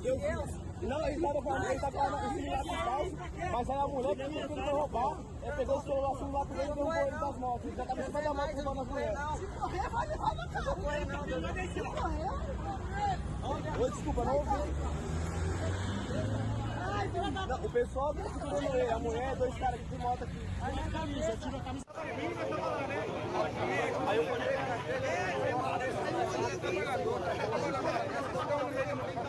minha mãe ia chorar, filho. Minha mãe ia chorar. Mas não ia, a minha mãe não ia te matar, não. A minha mãe ia chorar. Você não matou porque é brinquedo, né, Noia? Se fosse verdadeiro, se matava, né? Caralho, cataram dois moleques roubando aqui, ó, no Morumbi, viado, ó. Moleque lá do Paraisópolis, falou que é lá do Paraisópolis, ó. Meu Deus, né? Meu Deus. Não chorar agora não, filho. Foi a vida que você escolheu, caralho. Foi a vida que você escolheu pra você, filho. A vida, meu Deus, não, filho. a vida que você escolheu pra você aí, parceiro, aí, ó. Olha o estado do ladrão aí, ó. Ladrão é isso aí, a vida do ladrão é isso aí, mano. É morreu, é isso aí, ó. É só que você vai preso ainda. Eu acho que você vai preso, não, daqui a pouco. Ninguém vai morrer, ninguém vai matar, não, porque alguém te matar vai ter que segurar o B.O. do homicídio, entendeu, velho? Porque, mano, olha o estado aí, ó. Olha o estado do ladrão aí, pô. Vai trabalhar, pegar uma bike aí, fazer umas entregas, pô.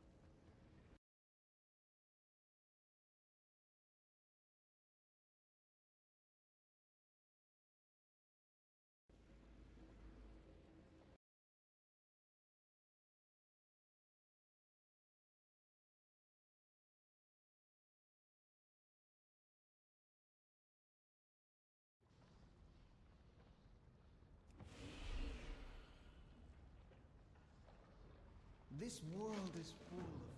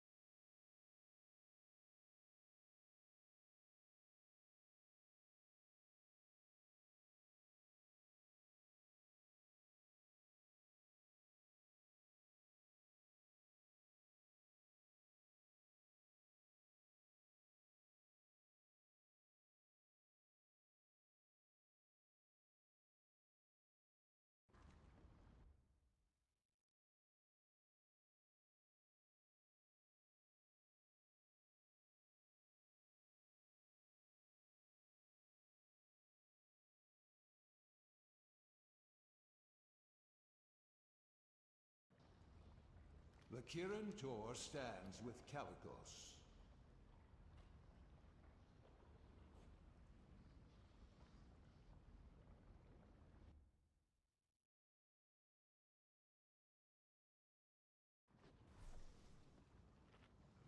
Calicos!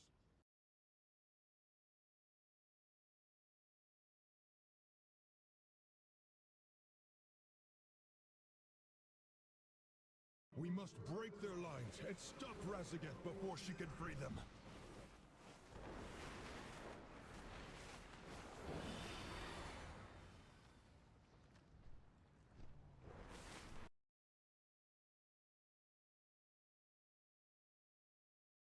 Hey folks, this is Kalani. Welcome to the Vault of the Incarnates raid guide for normal and heroic. In this video we'll be taking down Eranog. Eranog has two phases and they're both relatively simple. In phase 1 the boss will use Flame Rift. Several players are marked with a fiery circle. You want to stack those up close together but don't overlap them. After a short delay the circles drop fire on the floor and an ad spawns. The ads focus on random players and chase them, so AoE nuke them down as quickly as you can. Keep the boss near the ads to maximize your cleave damage. We want to place subsequent fire pools near the old fire pools to maximize your encounter space. There's also a tank swap, Burning Wound, just swap at low stacks or when your stacks fall off.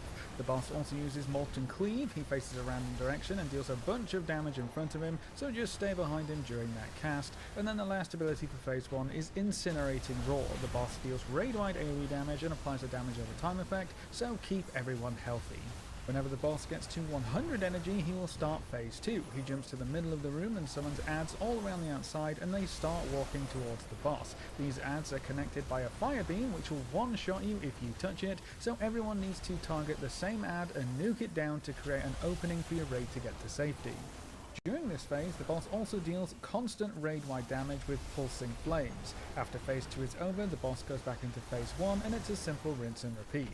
On heroic mode, you'll also have molten spikes that deal a large amount of damage when they spawn, and when the boss uses his roar, the spikes explode, creating a bunch of swirlies on the floor you need to dodge. So on heroic, you need to watch your feet. And that's it. For a quick recap, in phase 1, stack the circles together, kill the ads quickly.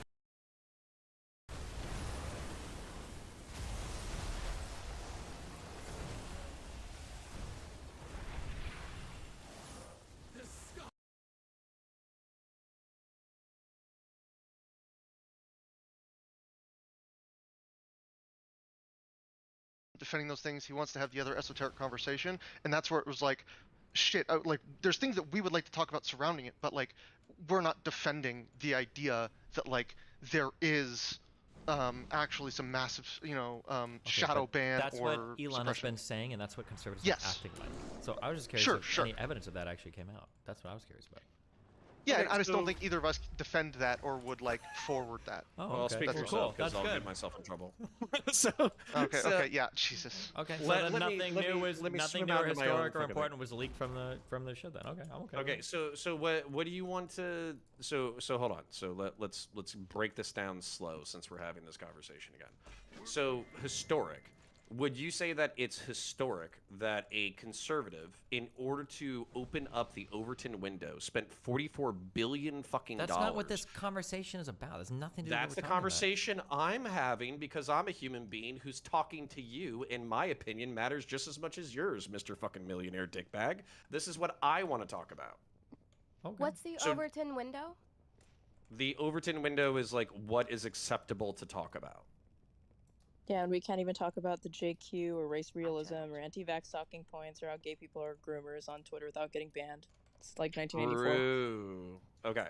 So anyways, so the point being, well, and that actually opens up its own set of can of worms. But anyways, so the point being that is that historically significant? Is that culturally important? Is this a huge I'd say moment so. in the fucking thing? Would you say the Overton window is shifting to the right a little bit because one of the big fucking social media companies has been bought out by this guy? Sure, but one of the big points of him buying it out was we were going to finally figure out where the corruption laid with the Hunter Biden and everything. And it seems like all the stuff that got released, there was no corruption. Everything functioned as it probably should have. Okay, I don't see any major decisions. Let's get into that because maybe the Hunter Biden thing we could actually find things that we disagree with No, we're information not, that's 'cause you're publicly gonna say available. because you're going to say that you didn't look at it and you're not familiar with any of it, and then we're going to. No, I'll say no. I looked at it when it first came out. Oh, okay. Why would basically this story, which is of political relevance during the election cycle, be deemed misinformation or hacked materials? It was deemed hacked materials because there were pictures of Hunter Biden's cock posted. That had not. Okay, so what's the definition? If you want to get esoteric about or fucking The definition Raleigh of hacked definitional materials about was fucking, somebody got access to a stash of pictures that were very personal that somebody didn't want published, and they published them. Okay, and then basically, see, here's the thing.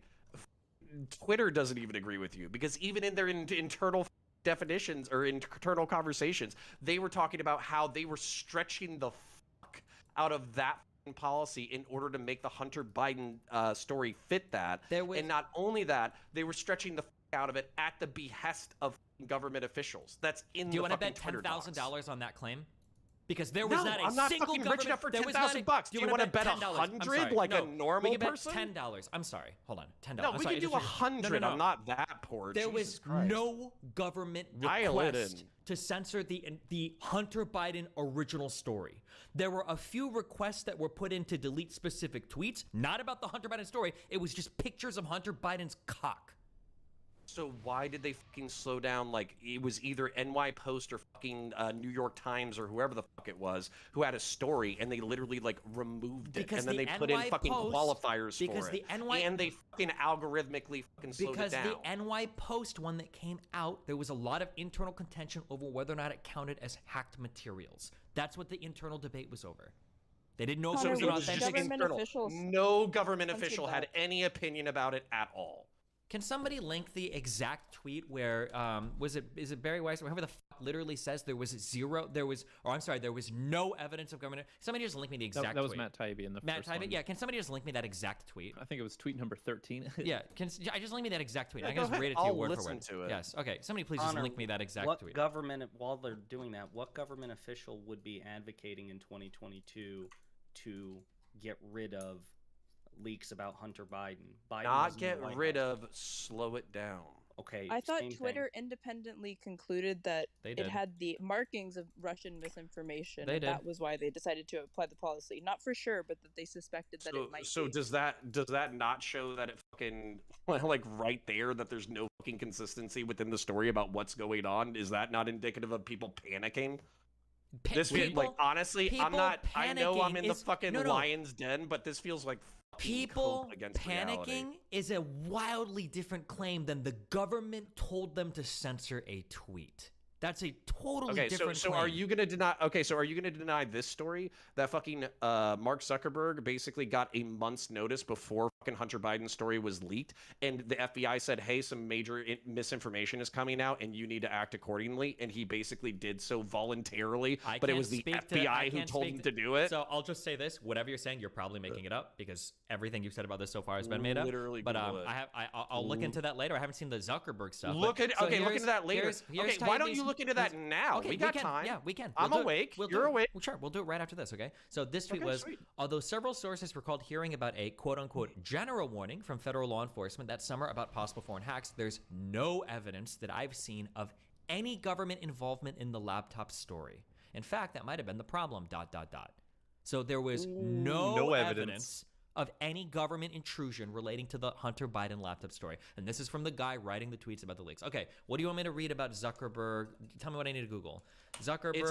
It's exactly what Taibbi just said. That there was general guidance that fucking shit was coming out that might be misinfo, and as a result, they should fucking slow it down. So I was correct in saying that you just Dude, made some shit listen, up. Okay, you, thank you. Okay. No, you've known Gotcha. me. You've known. No. This is actually part of what's pissing me off. Yes. Fucking, you're saying lie. Okay, I'm sorry. You Like, didn't lie. I'm but you were just misrepresenting the completely information. Incorrect. Okay. My bad. Okay.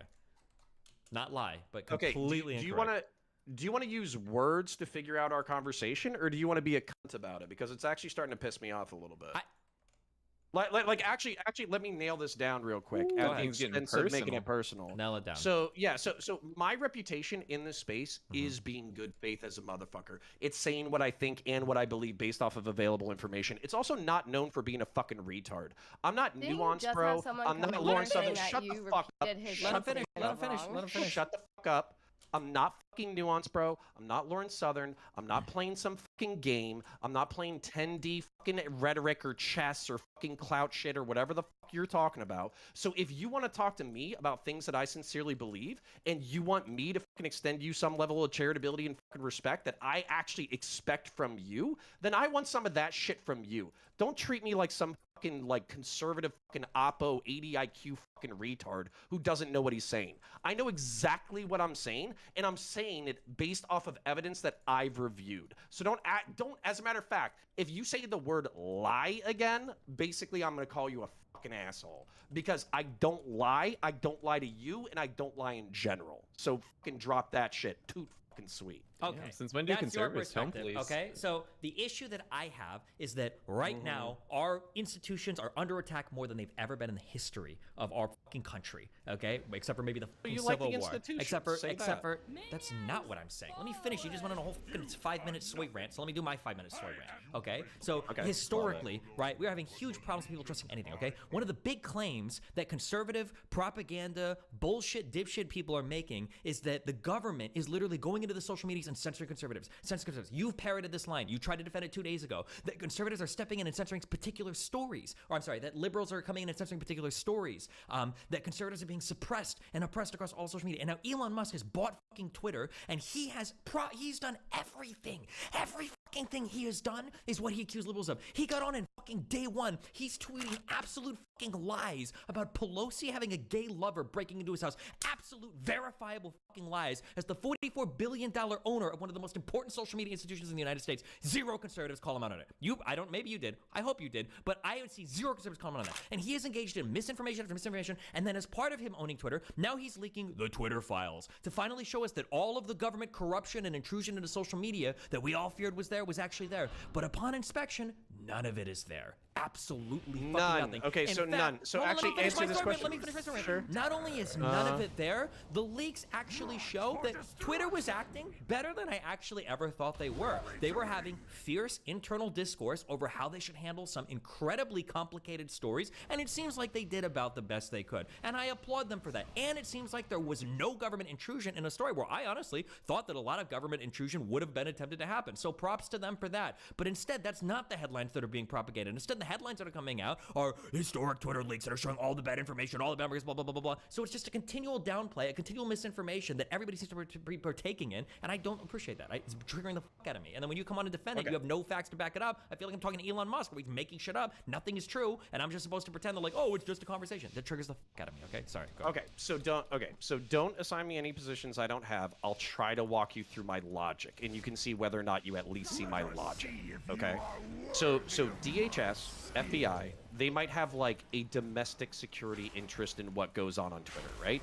So if there's like terrorists or fucking people planning January 6th or crimes or bombings or any of that kind of shit, that might be of interest, right? Because basically people do coordinate on social media. So I think we're good there. So they probably have a series of legitimate reasons to be interacting with Twitter and Facebook and social media, or like corporate fucking dickheads all the time, right? So they probably have these task forces, these liaisons who work in social media companies. So let's go to the Hunter Biden story real quick. Do you think that's a story of public interest? Now I do, yes, but at the time, I wasn't sure.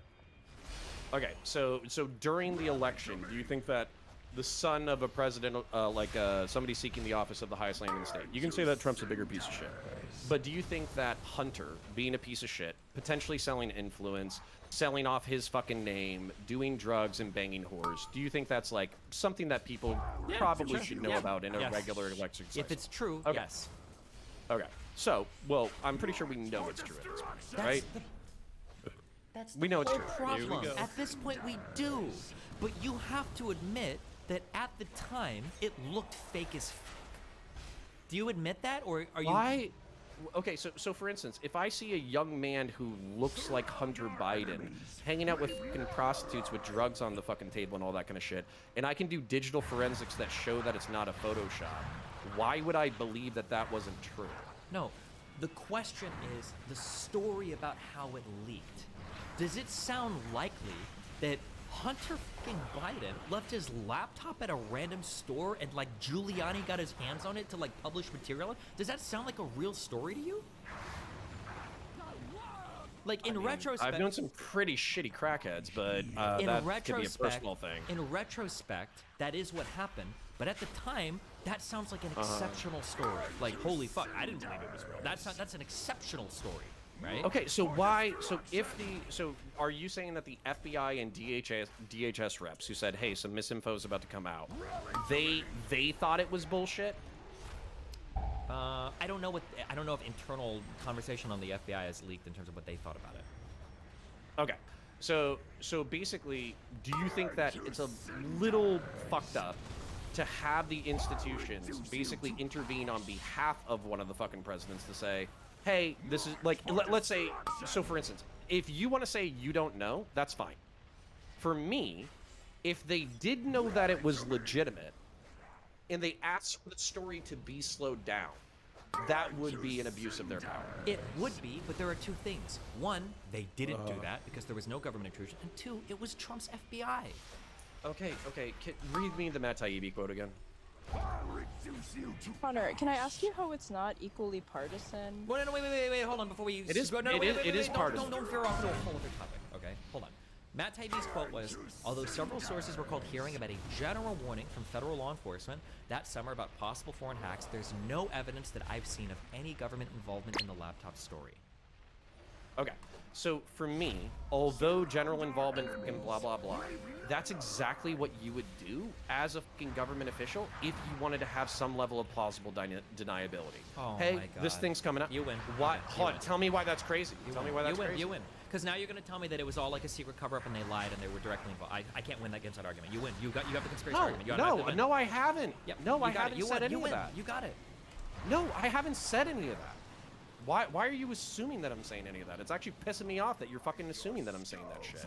So you're telling me basically- right now that there was intrusion, but they did this to have like no liability. So I can't win. What you were saying directly contradicts the Twitter leaks, and I'm just supposed to take your word for it because like how is it directly fucking contradictory to say that a general warning was issued a week or two before the fucking story leaked? Probably because they had Where do you see sources a week inside or the Trump. two? Let me finish the fucking story. Because of fucking Zuckerberg.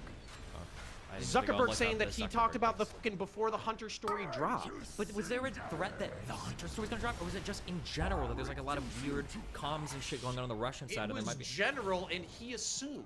Okay, so if it's general, is that even false? Do you think that statement is false by our intelligence, or do you think that's a true statement? Yes, if the FBI liaisons and the fucking DHS liaisons knew that it was the Hunter story and they knew it was true, yeah, absolutely. Okay, hold on, I'm sorry. I have to do a ton of. I gotta put the conspiracy together. I see what you're saying. So dude, that's not even. Dude, you're acting like I'm asking you to do algebra, No, and I'm asking you to do arithmetic. You are alleging a conspiracy. So let me tell you the conspiracy you're alleging. Okay, you're alleging that our intelligence knew about the Hunter Biden story. They knew in advance that it was going to leak, and so they preemptively went to the social media's companies and said like, hey, you guys need to do something because there might be some misinformation coming, right? Knowing that the Hunter Biden story was coming through the pipeline and that it was actually real, but they wanted to censor it. But you have no evidence for any of that. But that's what you think. I can't counter your. What kind of evidence would you? Okay, so why would they have the correlated fucking timelines almost immediately? Why would the social media managers assume that's what they were supposed to do? Well, first of all, I don't know about Zuckerberg's assumption because I haven't seen that yet. But Twitter, there's no indication that they're assuming that like the FBI gave them that order. Okay, so then let's actually back up. So there's no evidence that the FBI gave them that order. So they just took it on under their own volition in order to help out the Biden campaign. That basically they were gonna through their own volition, voluntary, of course. So voluntarily, they decided to slow down a fucking story. Let's assume what reasonably could have happened. Let's say that story breaks and it goes viral on your social media platform and Joe Biden loses the election by 1 or 2 points, and then it comes out that the story was actually completely fake. How do you feel now? I don't know. Is like liberalism and the free flow of information and freedom of speech only like active when it's convenient? Like, is that the only time that we give a shit about it? I'm trying to ask you to pull Trump's dick out of your fucking ear and think for 1 fucking second, because that was what they saw in front of them. That it was possible that an election, a major presidential election, could be massively influenced. It's embarrassing. You don't know shit about me. Okay, like I'm not a fucking MAGA supporter. I'm not a Trump supporter. I don't know how you can't fathom this unbelievably fucking obvious point then. The worry that they had was was that... that... I don't understand the rational self-interest? Do you think that I'm that stupid? Because it's actually kind of insulting. It seems to be because you seem to think that the only possible explanation for their activity is some secret FBI intrusion, when there's a really obvious story... No, I think there's perfectly reasonable, rational motivations for everybody involved. Well, I see all of the evidence has been laid out, including the Twitter leaks, and they support every single part of my story 100%, and you have zero evidence for yours. So if you have nothing compelling to tell me, all you're doing is spinning conspiracy Zero tales evidence. You know that I've conducted investigations before, right? You understand that I know the difference between like hard evidence and circumstantial evidence, right? You understand that I also understand that like you can basically postulate about things that are going on based off of correlated information, but just because I can't prove it in a court of law doesn't mean jack shit, right? You don't have any evidence for anything. You're denying fucking reality and logic. I'm not denying reality and logic. You're giving me a just so story because it sounds good to you, but by your own admission, you have no evidence for any of it. I have evidence. I can give you a piece of evidence for every single claim I'm making. You are acting like every single person in this story is a soulless fucking robot without moral intuitions or rational self-interest. In the people who so for instance, the DHS liaisons, the FBI liaisons, the fucking people who work for the state, State, the people who work for Twitter, all of their fucking all of their behavior within my theoretical fucking reality is all so easily explainable. It would be fucking mind-blowing if they didn't follow the fucking path that I've laid out. I want to do a little test here, okay? I'm going to write out both of our stories, okay? And then you can tell me if you agree with my characterization of mine and then your characterization of yours, okay? Okay? Ready? Okay. I'm listening. Okay. So this is Steven's version, okay? Here are a few events that happened, okay? So Okay, and by the way, if you're gonna give me like a 3-minute fucking Stevens version, if you give me a shitty 3 minutes Connor's version, I want 3 minutes, and I don't want to be interrupted during that 3 minutes. Oh, okay, I'm just gonna write up. There's a very quick. Okay, so in Steven's version, okay, due to prior Russian intrusion in U.S. Social media, the FBI plus I'll just say the FBI. The FBI warned social media companies of potential Russian propaganda. I'll just say that, okay? The Hunter Biden story gets published by the New York Post on Twitter. Twitter reviews the story, initially feels like it has a lot of Russian propaganda flags, and ultimately err on censoring the story initially because it also seemed to conflict with their hacked materials policy because they were unable to authenticate the source of the story as being valid. And I think it's the next day or maybe week, Twitter revises their hacked materials policy and they allow the story to circulate. I think it was a week later. Okay, that's my version, okay? Your version is the FBI catches wind of the Hunter Biden laptop story. Knowing it is true, they give warnings ahead of time to social media companies in the hopes that they censor it due to the political damage. Slow it down. It can cause Biden. Go ahead, sorry. No, I was just saying, instead of censor, say slow it down. Okay. That they slow it down, whatever that means, due to the political damage it could cause Biden. Okay. The Hunter Biden story gets published by the New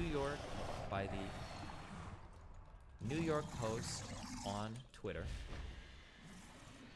Twitter reviews the story and, remembering the earlier FBI warnings, decide to slow the story down because they are worried that it will hurt Biden's campaign or Biden's electoral chances.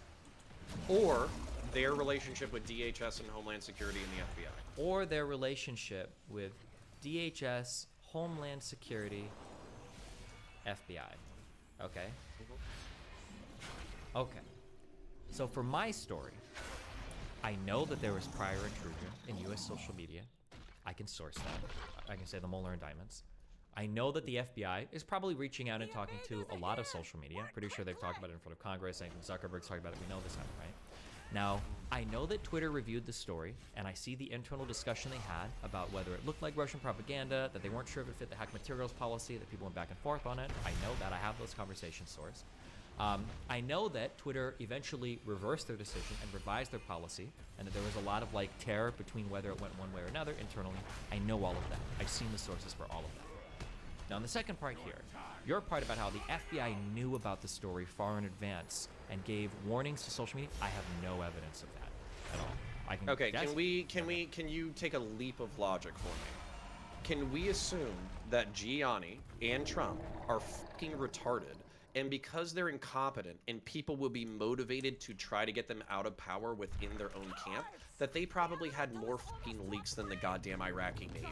And they were probably talking shit about how they had this big nuke that was going to sway it their way for weeks before they released it, and people outside of the Trump camp would have been likely aware of that. Can you take that leap of logic? That's a lot of probablys. Wait, so that Julian and Trump Shut were stupid? the fuck up. That is like they didn't fucking, leak it ahead of time. That's like understanding but it got humanity. Okay, assume FBI found out. Okay, so my two assumptions are that Giuliani and Trump were stupid. So even though if they didn't leak it ahead of time, it got leaked. And then okay, but just for the sake of the conversation, can you admit that Giuliani and Trump were stupid? Just so I can have one concession from you. Thanks. Yeah, I will concede that Trump is stupid and so Giuliani. But wow. I don't wanna say Okay, that cool. Thanks. For my Appreciate story, I can source and cite every part of it. On your story, I'm already off the ground with two pretty big assumptions. Okay, but that's fine. Hunter Biden story gets published on the New York Post on Twitter. Twitter reviews the story, remembers the earlier FBI warnings, and decided to slow it down for political reasons because they're worried it'll hurt Biden's electoral chances or their relationship with the FBI, et cetera, et cetera, et cetera. So what are my assumptions here? That assume most that Twitter is self-interested and wants to comply with government officials they have a close relationship with, and on top of that, it could hurt the person that they're most sympathetic to, which, by the way, this is also like baby steps emotional logic.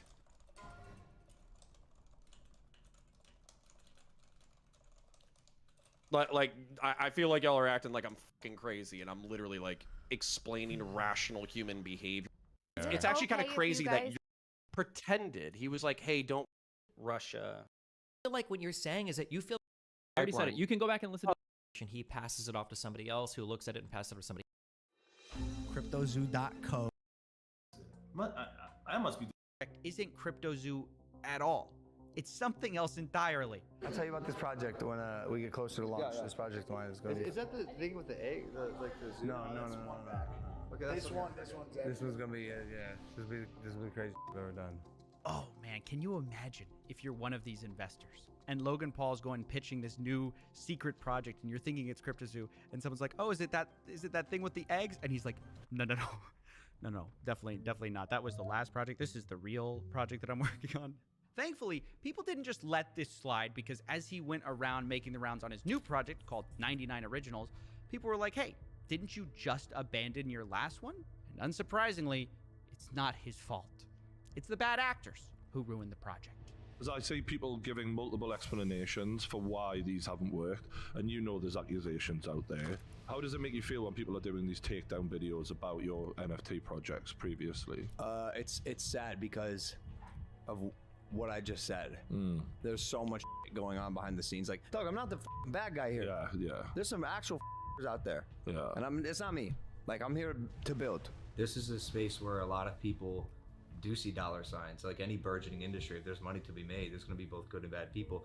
There's a lot of shady characters in the crypto space. I'm learning all of it. We had an issue with CryptoZoo where our lead developer took the code that he made, fled to Switzerland, and like held it hostage for $1 million. Like behind the scenes drama that like took a stick and stuck it in the spokes of my wheels. Oh, well, that wasn't expected. There's a shady developer who held up Logan's code hostage in Switzerland. That's why this hasn't worked the whole time. He held it hostage for $1 million. Well, let's add that to the board. I mean, isn't the mystery solved? Now, obviously, the first thing I wanted to do was hunt down this developer, who we'll be calling Z here, and find out the truth of what happened. Why did he steal Logan's code for $1 million? However, I finally got a hold of him, and when I did, he admitted he took the code hostage, but he says the reason for it was nothing like what Logan had said. He literally never paid me anything at all, ever. I never paid. And, we got to a point when I was working on it where I just realized they were just going to try to steal all of my work and not pay me. And so I took all of the source code private, and I just kind of, like, spent like a month just trying to negotiate and get something figured out where I would finally get paid. Because, like, I'm, on my end, I have a team of 30 engineers, so I'm earning $50,000 a week on building this thing. And the only thing they brought to the table were a bunch of Photoshop JPEGs. So Z claims he wasn't blackmailing anyone. He had to hire a team to develop this whole thing, and he just wanted to be paid for the work they did. According to him, they negotiated a $1 million payday for this whole project. And from the second I heard that, I thought, oh, that's interesting, because Logan claims he spent $1 million on this whole thing. And this developer saying he's owed $1 million on this project. Now, I didn't want to just take one person's word for it, so I later confirmed with another developer who worked for something called the Blockchain Center that he also hadn't been paid. We've been paid nothing. I would have loved to have Zoo, but I don't have any. So that's multiple sources working on the CryptoZoo team project who were not paid. Now, obviously, these are big accusations, which is why I wanted to confront Logan Paul on them. But unfortunately, we're not exactly on speaking terms. So I wondered, how could I speak to Logan without speaking to Logan? And that's when I found out there was someone who might know just as much about this whole story. And I will explain everything one day with my manager, who's like in charge now. Logan Paul's manager, a guy named Jeff Levin. He might be just what we need to settle this whole thing. So I gave him a call. Hello? Hey, Jeff. Hey, sorry to bother you. This is Steven with CoffeeZilla. I'm calling because I've heard reports that CryptoZoo hasn't paid their development team, and I'm just reaching out for comment before I do this story. I got your number from one of the development team, and they just wanted to... I just want to follow up on that. I have no comment for it. Okay, are you guys denying it, or are you saying it's not true? Just no comment. I don't think that the information is true. Okay, because they're saying $1 million hasn't been paid in development for CryptoZoo, and Logan Paul said publicly that it has been paid. So, I mean, it's a pretty serious accusation, and obviously, I don't want to just run a story. If you guys have a whole side to your story here. Your job as someone that is reporting news is to actually verify correct news. Right, that's why I'm calling you. I know, and that's legal grounds for that stuff. So I'm just telling you, legally, you have to report correct news with verifiable information. Right, that's why I'm calling you. They've given me a lot of things. A lot of evidence. Okay, well, okay. You can have the evidence you want, but I'm just letting you know, if you report anything on us, I appreciate your business. I appreciate you as a person, and I'm just telling you, from a legal standpoint, as we've been advised always, is if anybody reports fake news, that's where we won't, Yeah, this call was a mess. Jeff, Logan's manager, seems to be implying that I'm not allowed to repeat allegations his own development team made, even though Logan can go on podcasts and publicly accuse those developers of stealing his code. Not only that, he's the one who refuses to provide any evidence, but seems to sort of be implying that maybe we'll sue you if you tell this to anyone, which he then denies doing when I ask him if that's the case. Told you I have no comment to it. Telling you once again, from a legal standpoint, you have to report truth. If you do not verify truth, then you're just allegations, and those then will be handled the way that we want to handle them. Wait, so you're saying you refuse to give me proof that the allegations aren't true, but if I report on the allegations, you guys might sue. No, I did not say that. I did not say that. All right, I'm trying to read between the lines. Don't read between the lines. Okay. Listen to the exact words that I'm saying. Okay. Listen to the exact words I'm saying. I'm listening. I have no comment on the situation. Okay. Your job legally is to report facts. If you don't report facts on the information you're given, it is illegal. Yes, that was a real conversation with a real person. Now, I'm no lawyer, but I don't think it's a crime to say that multiple developers say they haven't been paid, and Logan's team refuses to provide any evidence or statements or wire transfers that they had. Which, by the way, seems incredibly ironic, given just how much Logan whines about not being paid by Floyd Mayweather. Where's my money, bitch? Floyd never paid me for our fight. Who am I, the IRS? Nope, but you might be the CryptoZoo dev team. Now, in all seriousness, I do want to acknowledge something which actually kind of looks bad a bit on the developers, because it turns out very few written contracts were actually done. So much of this were verbal deals like, oh, we'll take care of you. We'll give you $350K. We'll give you $1 million. We'll give you whatever. But then when it was time to actually sign the deals, there's just always delays. What kind of promises were made to you? Verbal promises, basically. So verbal promises, and then we follow up with a physical paper agreement. But that's when communication broke down. This is where I think the dev guys screwed up and led to this whole situation of okay, we're just going to take the code private until you pay us for our work. And to be clear, I'm not justifying not paying someone for what they did. I'm just playing devil's advocate and saying this could have all been avoided by just getting every detail in writing, and I think it's just a good general lesson. But if you're thinking that that's the $1 million mystery solved, well, no, because this still doesn't make sense. Why not just pay the dev team what you publicly said you kind of already paid them? Why not pay for a game that now isn't launched and now investors are so angry about? Why not pay when you already made millions from minting the eggs on this game? Well, this is where things get even stranger, because right when I was ready to pin everything on Logan, and believe me, he is at fault, I was speaking to the Z developer, and I heard a name that I hadn't heard before. I basically came in with Eddie, and Eddie promised me 5% of the tokens and $1 million. He literally never paid me. Wait a second. Who's Eddie? I thought that all of this was Logan Paul. I only put it together when the Blockchain Center guys also said a similar thing about their deal. They said they were promised $350K, and it was Ibanez. They say they had no communications with Logan. But we know they weren't talking about different people. They both dealt with the same guy. So the guy's name, I put it together, must be Eddie Ibanez. Turns out he was managing the developers. What's this random guy doing in Logan Paul's project, and who is he? Who is Eddie Ibanez? Yes, hi, my name's Eddie Ibanez, lead developer here at CryptoZoo. This reporter says Eddie's entire story is fake. Wait, what? To continuously lie, lead people on, hype people up, to put more money in, all the while in the background, things are going down, things are hitting the fan, and you've left us holding the bag. Logan, you stole 40 million in tokens from me. You are a scam artist. You are a liar, and you betrayed your own community. You aren't that guy. Logan replies, "Oh, trust me, bro. I am that guy."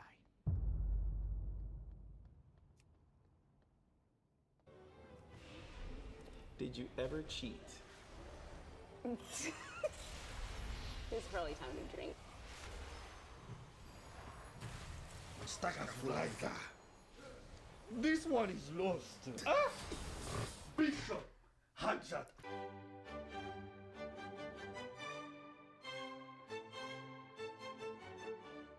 Who are you two, and how do you know each other?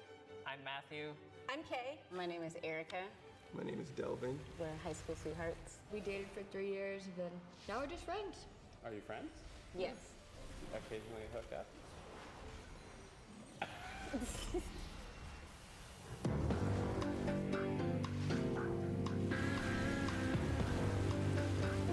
Sometimes some people are friends with benefits, other times people are just friends with complications.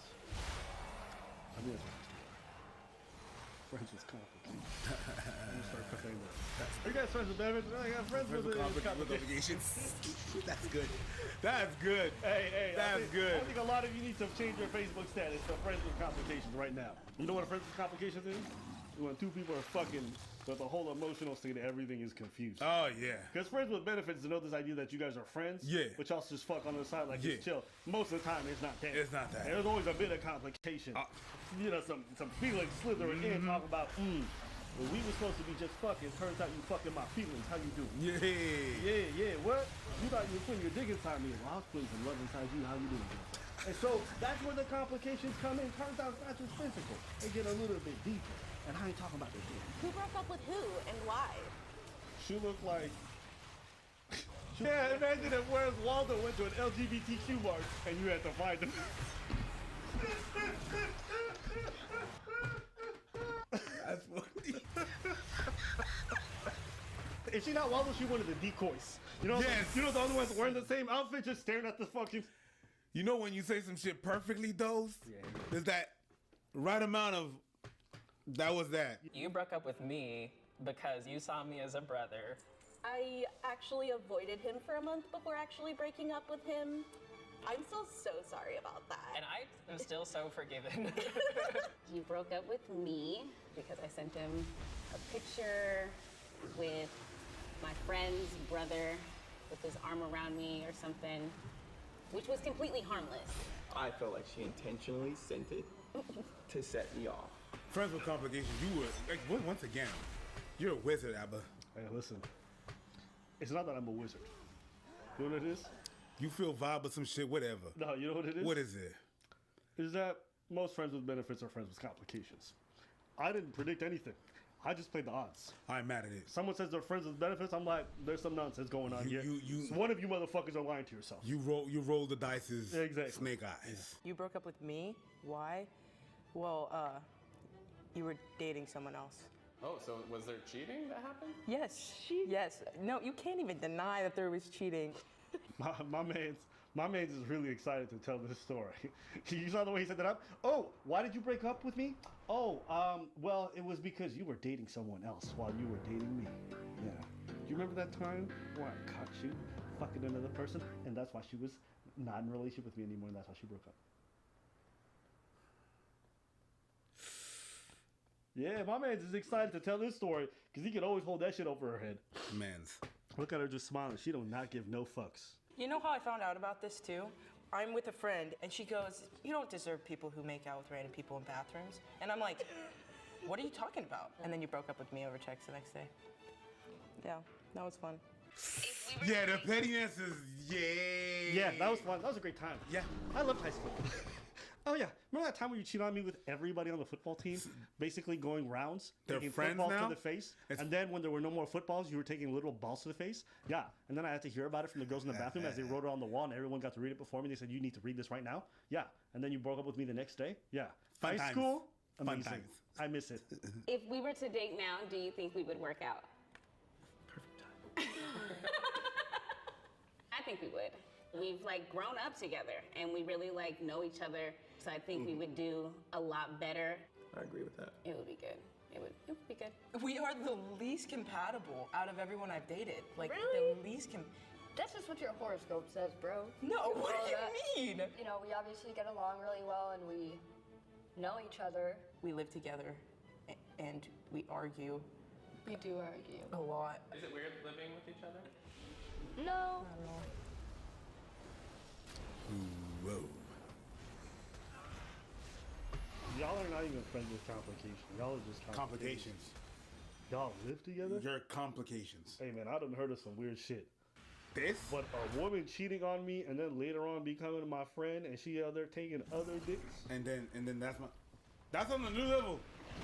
That's on the new level. God damn. I like having someone there. Yeah. Like we have a romantic friendship connection where Woo! Take your shit and go. Oh wait, it says pool, huh? Son, huh? This is a sick man. You smell that shit, right? They go out on dates while she is taking another man's semen. He has brought the napkin and cleaned her up. She said, now that you have had dinner, let us go out for dessert. My friend, I like chickens, but I do not enjoy listening to cocks.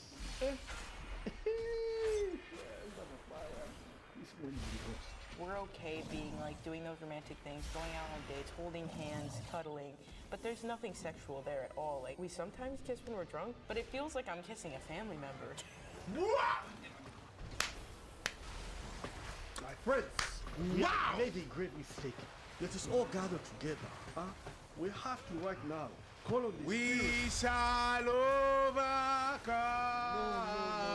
No. We need something stronger. Oh, We are going to go back to our roots, huh?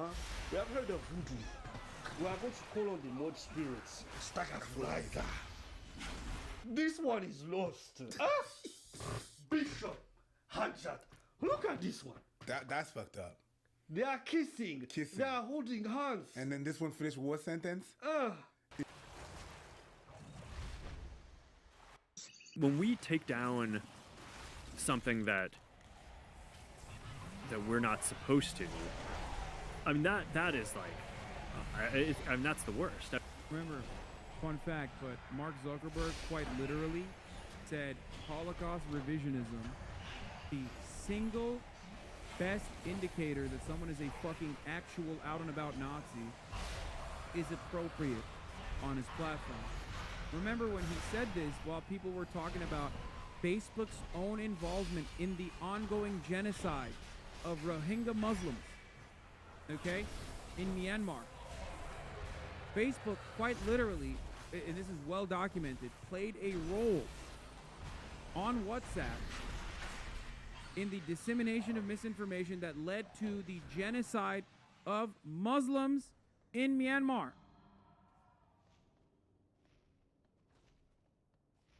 I mean, How that's do you like discern?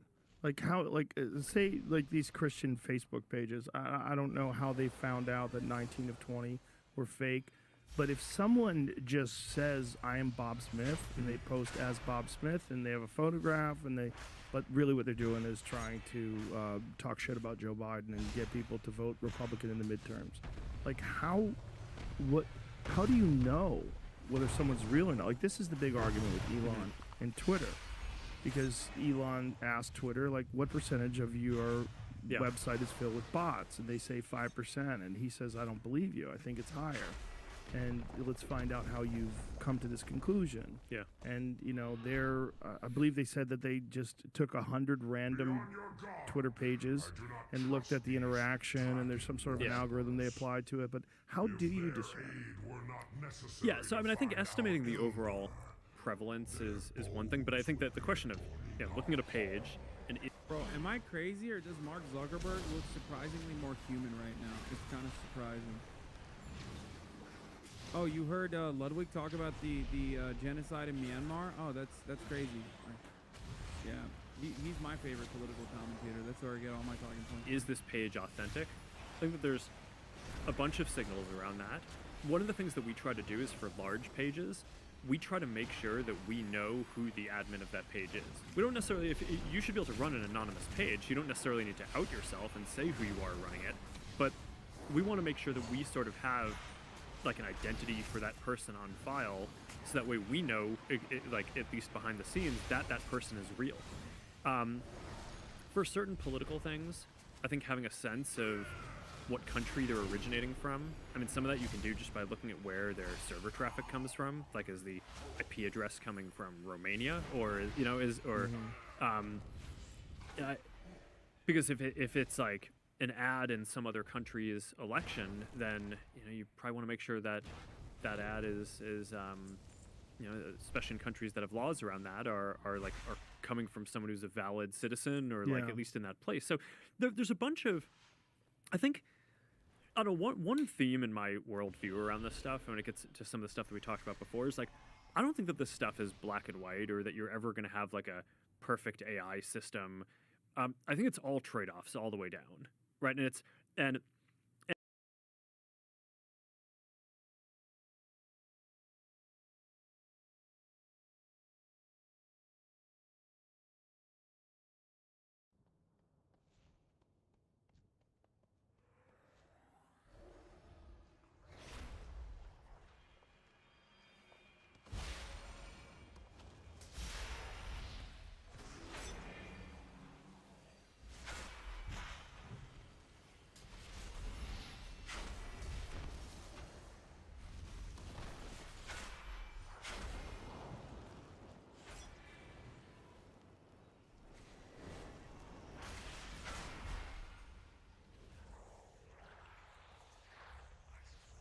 Frost does not care who falls into its icy embrace.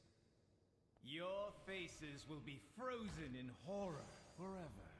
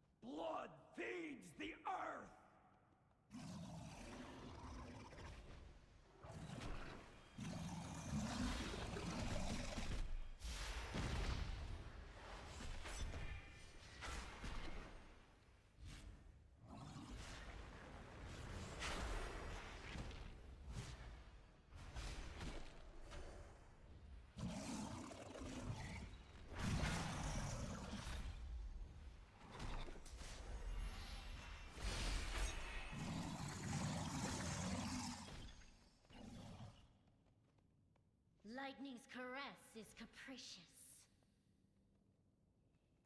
One kiss marks you forever.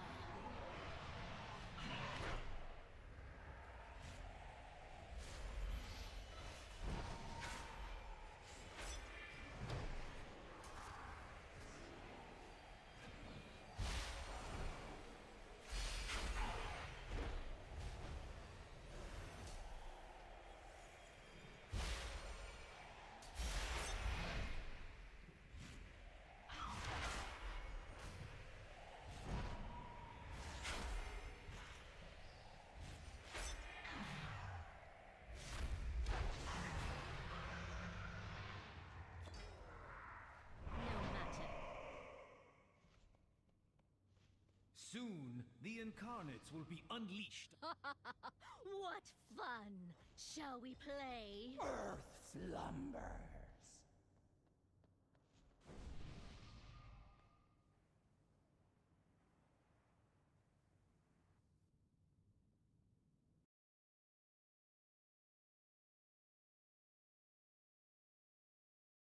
Have you ever heard of black pill though? I don't think black pill would go, you know, anywhere near that far. Like 99%. All right, Logan. Yes, sir. Logan, where'd you grow up? Where are you from originally? I grew up in California, Bakersfield, California. We moved whenever I was 11. We moved to Odessa, Texas, whenever I was 11. My dad's job at Bakersfield's an oil town. And we moved to Odessa, Texas, Midland area, because of his job at the time. How do you describe your childhood? Roughly, or like, it's all right, I think. Like I don't have like a horrible childhood, I don't think. Like, I don't remember anything gnarly, nothing really. What kind of kid were you in high school? I didn't graduate. I dropped out sophomore year, I think. And I just went to work. You know, everyone in my family, my cousins, even my mother's in the oil field. Everyone is, so I just left. So you worked in the oil fields? Yes, sir, yeah. That's what I was gonna do. That's why I dropped out, was just everyone, there's so much money in it. That's why I dropped out, was just why stay in school and go in debt in college when, I mean, I was 17 making hundreds of thousands of dollars a year. Working in the oil field? Working in the oil field. I mean, you're working hard and you're not having fun, you're getting dirty on a rig, but, you know, I was a caser, and I can't say the name, but, yeah, the company I worked for was great. They treated me good. I got paid really well. You know, I had four cars. You know, I had everything I ever wanted, and I would go buy brands in stores. I was happy. All my family, we all made money. We were doing great, and yeah, of course, I dropped out, and I mean, I had fun with my money. I was a kid. I didn't know like what to do with it. I didn't invest a dollar. One of the things you liked to do with it was skydive, correct? Yes, sir. Well, I started skydiving relatively, like, it's pretty new for me. I'm not a professional skydiver, first and foremost. Like, how old are you? I'm 28 right now, sir. I started jumping whenever it hasn't even been a year. Whenever I had my first skydive, but whenever you become a student at schools, I mean, at least the one, I can only speak for one because I was only at one, but yeah, you can jump as much as that plane's going, you can go, you know. I mean, what was your goal with it? To just have fun, or you wanted to become an instructor? I wanted to be an instructor, yeah. Some people, I don't know, it's in a movie, there's a quote, but some people do this thing, they for this feeling, they do certain things. Some people rob places or people. Some people do drugs. Some people do whatever. You know, my fix was the sky. The adrenaline dump that you get from just taking one step. It's so easy, and it's so much fun. Like right now, even with everything considered, like, I would still go. That was my crystal meth. I dropped everything for it. Me and my old lady, Meg, we moved to San Antonio to be just closer because we were in Odessa. I had a good job. She had a job there. Everything was fine. We were making money, doing good. Just quit it all and go jump. That's all I wanted. And she supported me in that. And she, thank God she's a nurse, you know, she can help me in that. And she can get a job anywhere. But So you got into skydiving. Tell me what happened to you 3 months ago, this summer. I got into skydiving because of my girl. She took me for my first tandem. For her birthday, she's already been. And from there, it was love at first sight. I loved it. From the moment, I would drive 4 hours every weekend to go jump. And recently, about 3 months ago, give or take, I had an accident. I was on my last jump for graduation for my A license, and that's really, I'm a super new skydiver. It's about 25 jumps, and that's a lot to someone who has never jumped. I understand that, but I've personally met somebody with 12,000 jumps, so 25 is nothing. They do that in a weekend. Anyway, it was just like any normal. The last jump, that's supposed to be your fun jump. You tell that's the first time really you tell the instructor what you're gonna do, and you've learned everything that he had to show you. You learned how to flip, you learned how to swoop and duck, you learned how to do things such as you know, deploy and just to prove to him already you can do it safely. And I did. I proved to him enough that he was confident, and he let me go many jumps before. And this one, I just told him, hey man, I just want to do flips. I want to, you know, I love doing the fronts and back flips, and you have about a minute of free fall, and you're falling at 120 miles an hour. And at that point, they allowed me to wear a face shield. It's just, it's kind of like if you could describe it, it's just like a street bike helmet. So to speak, but it's a little bit rised up in the back. Anyway, I'm falling. Everything's fine. I had a time of my life. The minute goes on, it feels like. Have you ever heard of black pill though?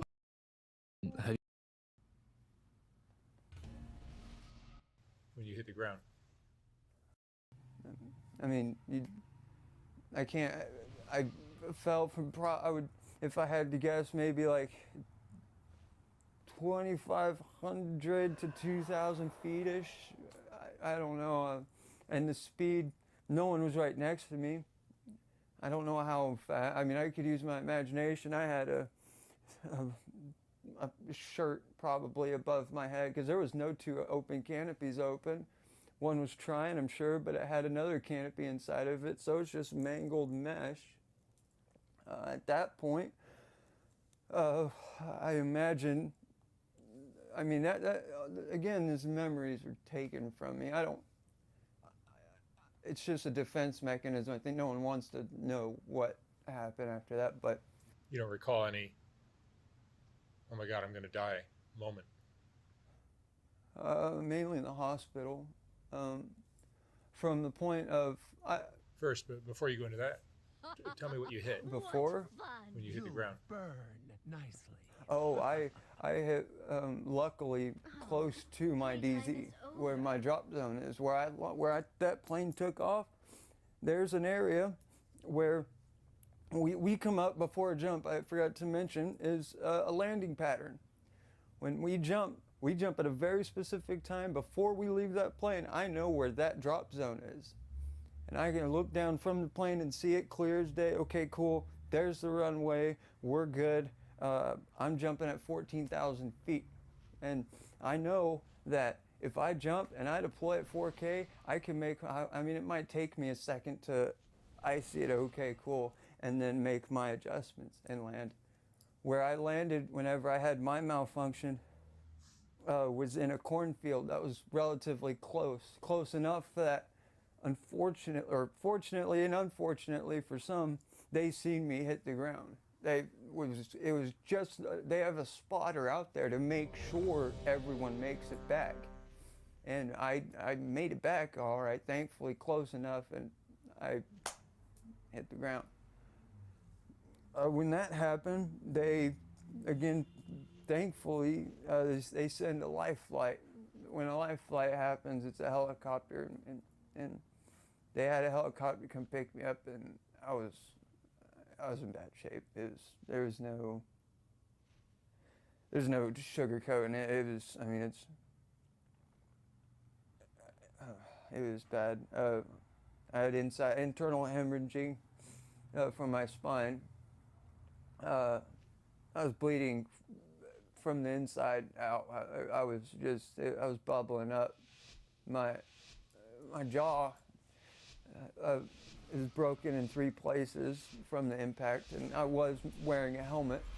So it tells you, like, I could only imagine I don't think I'd be if I didn't have a helmet on.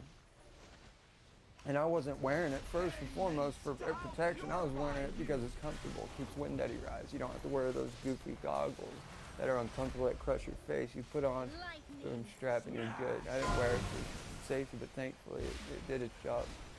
But yeah, I broke my jaw here, and then it split down the middle here. I broke 6 ribs. And again, whenever I landed, I forgot to say, I landed on my right side.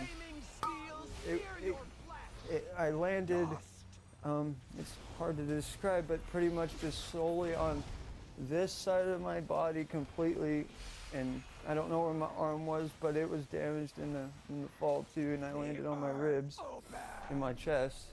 But I broke 6 ribs too, and I broke my sternum. I broke a toe somehow, of course, on my right side. I severed a nerve in my back and exploded my L3. And you bit your tongue? Yeah, it's probably hard to see, but on both sides of my tongue, I didn't get it in half or anything, but I guess the impact, it just jarred my mouth closed, and my tongue just so happened to come out at the same time. So if you stick your tongue out and bite down on the sides, that's what happened. I had these stitches on my tongue and it sucked. That was horrible. But yeah, I had internal hemorrhaging, of course. But thankfully, when I got to the hospital, they worked me up pretty good. They had me on a drip, Dilaudid, and I've taken. Like I said, I had fun as a kid. I did. I did my fair share of testing, certain substances out and stuff. I never really had a problem, so to speak. There was one point in time I thought I was going through withdrawals. I will say I have been through withdrawals, and it wasn't my choice per se. It was because of Dilaudid. Anyway. Now I'm in the hospital, and there's so many. I may be forgetting something. So many things happened to me in that short area, and it was just 3 months ago. Yeah, it was very early, but yeah, it was quite a ride. All that happened, and so now I wake up, I come to. They wake me up in the hospital. I'm sitting there, and I don't know what happened. I'm asking people, like, where the hell am I? What's going on? And these are strangers. Like, there's no one in my family, no one that I know. No one, I have, at this point, I think they just took everything out of my nose, because my mouth is, it's not wired shut yet. It does, but it's broken still, and they're not telling me, like, hey, we're about to do this. They don't say nothing. They say you were in an accident. That's all they say. You're in an accident. I keep hearing it. I'm like, whoa, what does that mean? I don't know how did I get in an accident? And they don't say anything. I don't know. They didn't tell me nothing, and then I'd pass out, and then I'd wake up again. I don't know how long that went on for, but it kept happening, and it turned out I had 2 blood clots in my carotid artery. And I did not know at the time, but I guess that can cause like strokes. I'm not medically educated whatsoever. I don't know anything other than a common cold. So I kept passing out. Once I finally got to see my family, thankfully they got to come down and see me, and my girl's a nurse, so she's telling me, hey, you messed yourself up skydiving. I'm like, there's no way. I didn't believe her, and then I pass out. And then I wake up and I'd ask her again, what happened? She said, you fell.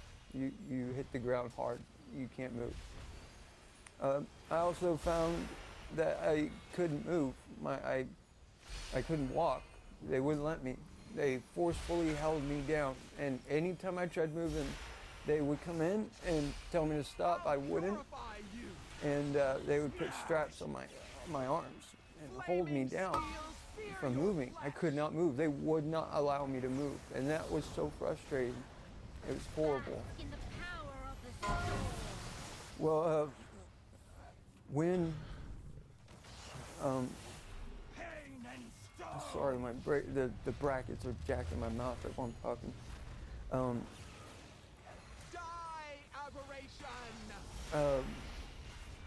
It goes by, and I find out, they tell me finally what happened. They said, hey, you were in a skydiving accident. You exploded your L3, and because of that, we put a bar, I don't know how long, it's from my L1, which is kind of near your tailbone, to your L5 in your back, and I have a metal bar like that. I'll never be able to bend over for the rest of my life to pick anything up normally.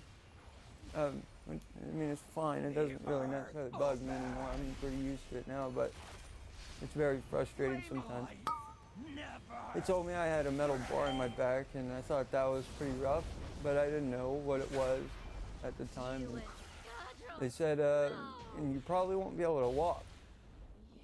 That sucked. That was really rough to hear. But not so much for me, because I'm still in shock, and also please keep in mind at the time I'm on Dilaudid and 15 other drugs.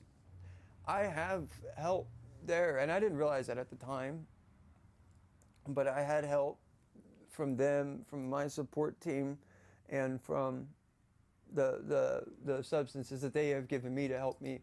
And since after that, then I met the plastic surgeon to do my jaw. He said, are you ready? And I said, sure. And I didn't even know. He probably came in and talked to me. I don't remember it. He did, I'm sure, though, because I've met him since. I haven't been on anything. He's a great guy. He's awesome. He's here in Austin.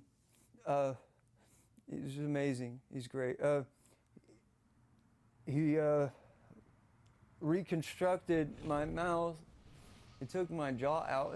I don't know if you could see it, but it's kind of crooked now. But he took out a chunk. I don't know how big, but my bottom mouth now is crooked. He probably took out a ½ inch or so because it was shattered. And it was probably from my face shield. Whenever I smacked the ground, it probably took some severe damage too, went into my face and did a number on my jaw. But yeah, he put me back together. Then he wired me up. Well, whenever I hit the ground, I hit it so hard.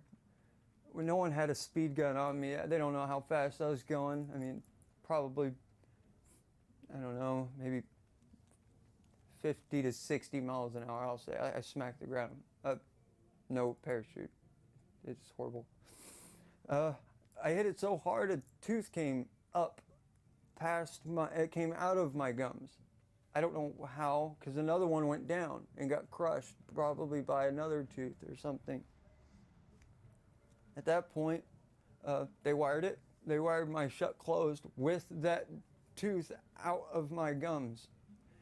And my jaw would spasm so many times after the surgery, all day. And that happened for probably, I think, 5 days-ish. it was spazzing out. And I'd be fine trying to talk, or I'd talk hard like this because I couldn't move my jaw. And then it would spaz, and I'd just start crying. It was horrible. It was the worst pain. I don't know if you've ever had a toothache. It was horrible. The nerve in your mouths are really sensitive, and it's just, it's a bad feeling. So I got it wired, and it lasted for maybe about 5 days.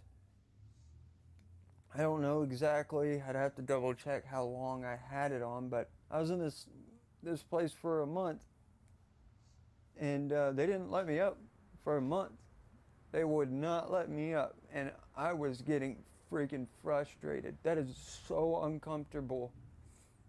Going from walking and jumping and being free in the sky to being literally held down by force if necessary. And that will be by your loved ones, and then you eventually get frustrated with your loved ones, and you don't want to be around them because they're telling you don't move, and all you want to do is just stand up, and you don't know. They tell you you can't walk. The doctors do. And I want to prove them wrong, so I stand up. And I'd try, but anytime I would, they'd come in and they would threaten to strap me down, and that was even worse than not walking at all, so I'd sit back down usually. Anyway, I start working in rehab on PT, learning to walk again, and they're really patient with me. I'm very jacked up at this point. I can't eat, really. They give me a protein shake for breakfast, lunch, and dinner, and they're not good ones. I mean, you get what they give you. Usually, it was the strawberry one was the one I loved the most. It was nasty, but it was so much better than the chocolate one. That one was horrible. But you're gonna drink it if you haven't eaten, and they make you, or not like force feed you or anything like that. But they'll bug you until you eat. They make sure you eat. They're great people. Yeah, they start training me. I start doing like standing things. I try to move my leg forward, which I still can't do to this day. And towards the tail end, they give me a release date. They say, hey, you're doing good in PT, you're doing good in OT, and that's occupational therapy, not physical therapy. It's still kind of physical therapy, but it's more of like weight training, like dumbbells. And physical training was more of walk related. Like, I'm gonna get you to do like not a stair climber, but they have their own version of it. It's easier, and I'm still on a walker, but I wouldn't walk anywhere at the beginning. I had to be pushed around in a freaking wheelchair by my old lady, by them, everywhere, until like the tail end, until I got my release date. Then I got strong enough, and I learned again how to walk. Once I did that, they would feel comfortable to leave me, because this was a busy place. There's people coming in I seen that didn't have half of their face, and they didn't. They were in the same. Some maybe they didn't fall out of the sky or nothing. But I heard people have normal lives and just in a car wreck, and now they are missing a leg, or there's one story in particular that touched me. It was torturous yet absolutely stunning and beautiful at the same exact time. Sorry, this is I've never told this story and not cried, so I'm gonna do my absolute best. I might have to pause, but like I said, I knew what to do in PT. It was the same, it was clockwork almost, the pretty much relatively same workouts. She'd tell me, I want you to do this, and I'd be like, okay, sounds good. And I have another patient, I'm gonna go help them, is that all right? They would never just leave me. I would say, absolutely. That's perfect. To paint a picture for you of the place, it was a big table with 2 wrestling mats on it, and that's what you lay on. And I was getting good at walking. I have not walked by myself though, and that was not approved by them. And I fell before, so I didn't get up. She left, and I'm laying there, and I'm doing my workouts.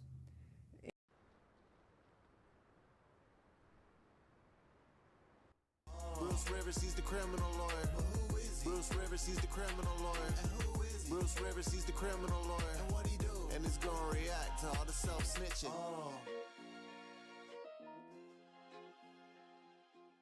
Hi, this is Bruce Rivers. Welcome to another fun-filled episode of Criminal Lawyer Reacts. I'm Bruce Rivers, board-certified criminal defense lawyer, and that means that I am board-certified. Tried, tested, true. I'm a criminal defense lawyer and I'm a trial lawyer. It's what I do. But before we get into what we're going to... We have breaking news here, and I guess it's kind of breaking news since yesterday on the YSL RICO case. But before we get to that, this episode, like all of our episodes, is brought to you by eForms.com. That's eForms.com. eForms.com. So let's say you have an ex-girlfriend and she just won't leave you alone. And she's living in your basement, and you got to get her out of there because she's just such a pain in the ass. She's tweaking out on meth, and she doesn't have a lease. Well, you go get an eviction form from eForms.com. You don't hire me. You do what you got to do. It doesn't matter what state you're in. You go to eForms.com, and they have you covered. Whether it's a power of attorney, eviction form, whatever you need, they'll get rid of that ex-girlfriend like that. Okay, so now we are reacting to Sergio Kitchens. Sergio Kitchens, as you know, is a high-ranking YSL member, and he pled guilty yesterday in open court, and then he was released from jail. So let's talk about what a plea is first. A plea is when you all of a sudden say, hey, look, I'm guilty. There's two parts to a plea. There's a waiver of your rights because you have a right to a trial, and there's a whole bunch of rights. You have a right to testify, cross-examine witnesses, blah, blah, blah. So you have to waive all those rights first. Then there's what's called a factual basis, and that's what we're going to show you here. Factual basis, that's where you have to admit that you committed a crime. You cannot enter a plea and not admit that you did something wrong. So let's see what the judge has to say, and the prosecutor in this case. Please state after each statement whether or not you agree or acknowledge that statements are true, okay? Yes, ma'am. So this is the factual basis. So basically, you got to admit to what you're doing, or what you did. That makes you guilty. I became affiliated with YSL around 2016. Is that true as it pertains to you, Mr. Kitchens? Yes, ma'am. I became affiliated. So he all of a sudden acknowledges YSL as a gang. YSL is a music label and a gang, and you have personal knowledge that members or associates of YSL have committed crimes in furtherance of the gang. Yes, ma'am.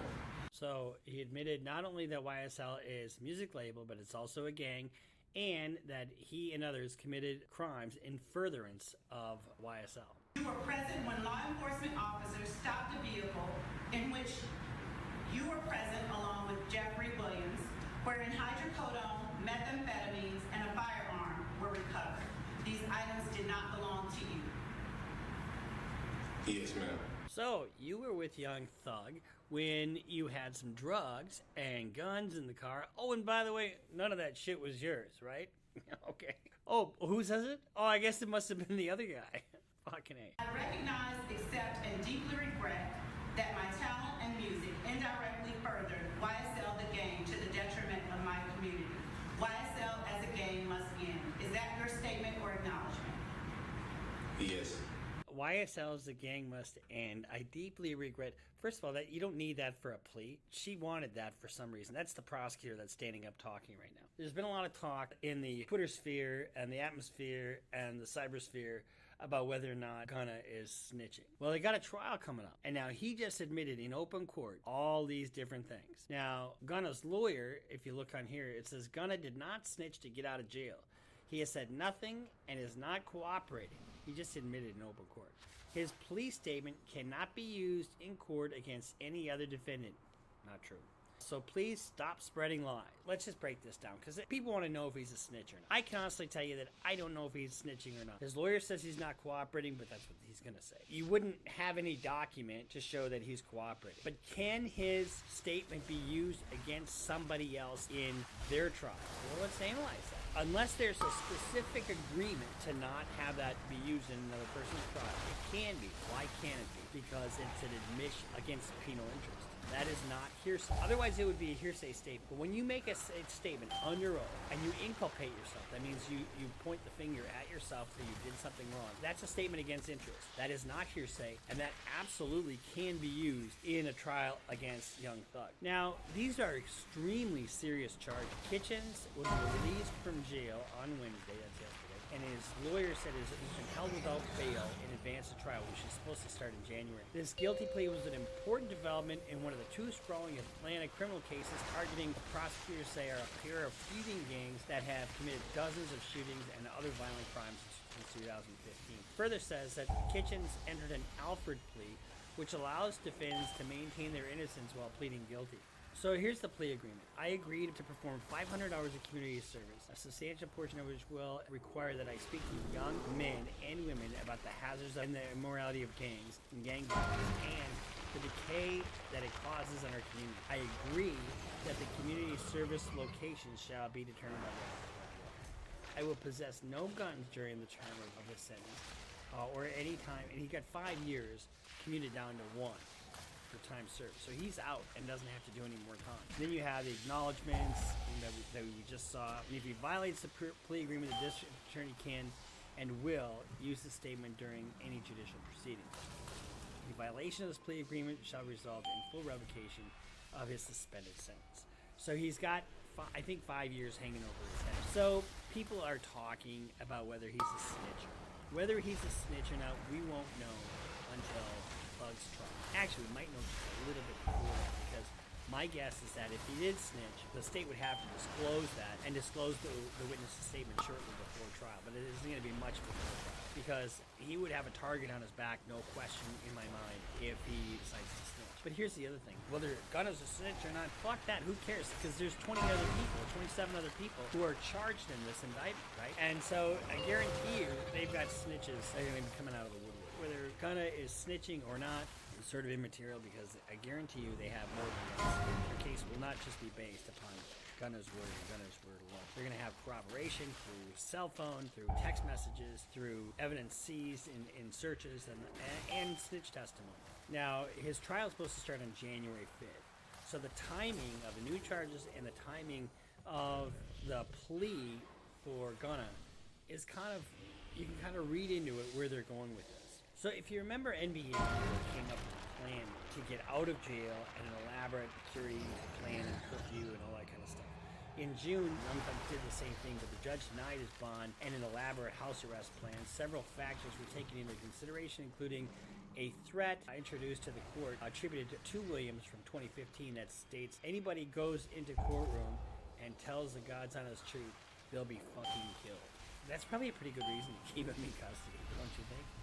When you have a situation, this is high profile as it gets in this kind of gang work.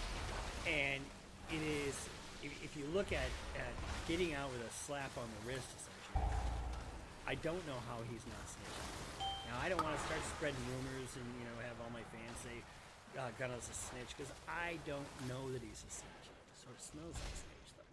But we'll find out within the next few weeks whether he's snitching or not.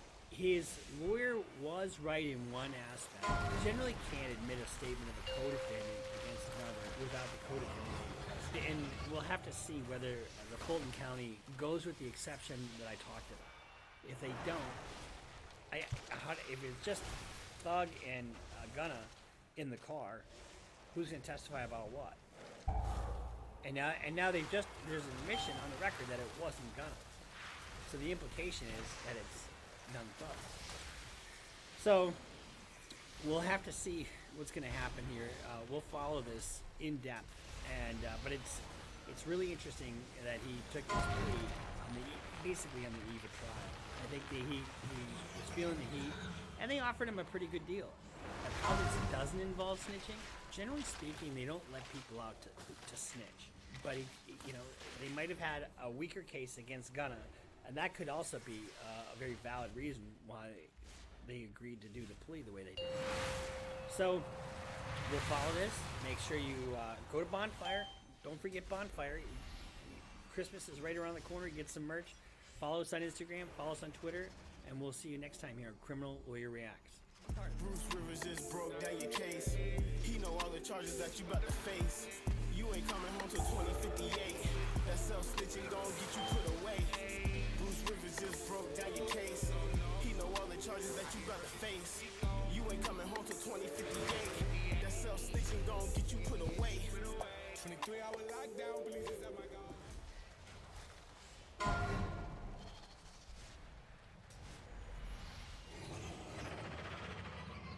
We are sitting down today with Brian Steele. Thank you so much for making time for us today. How are you doing? I'm okay. How are you? I'm doing well. I'm doing well. You know, let's start off with the national conversation that's happening right now about rap lyrics, whether they should be allowed in courtrooms during cases and whether they should not be. We know New York is having this discussion. Fulton County is having this discussion. In LA, so many courtrooms nationwide.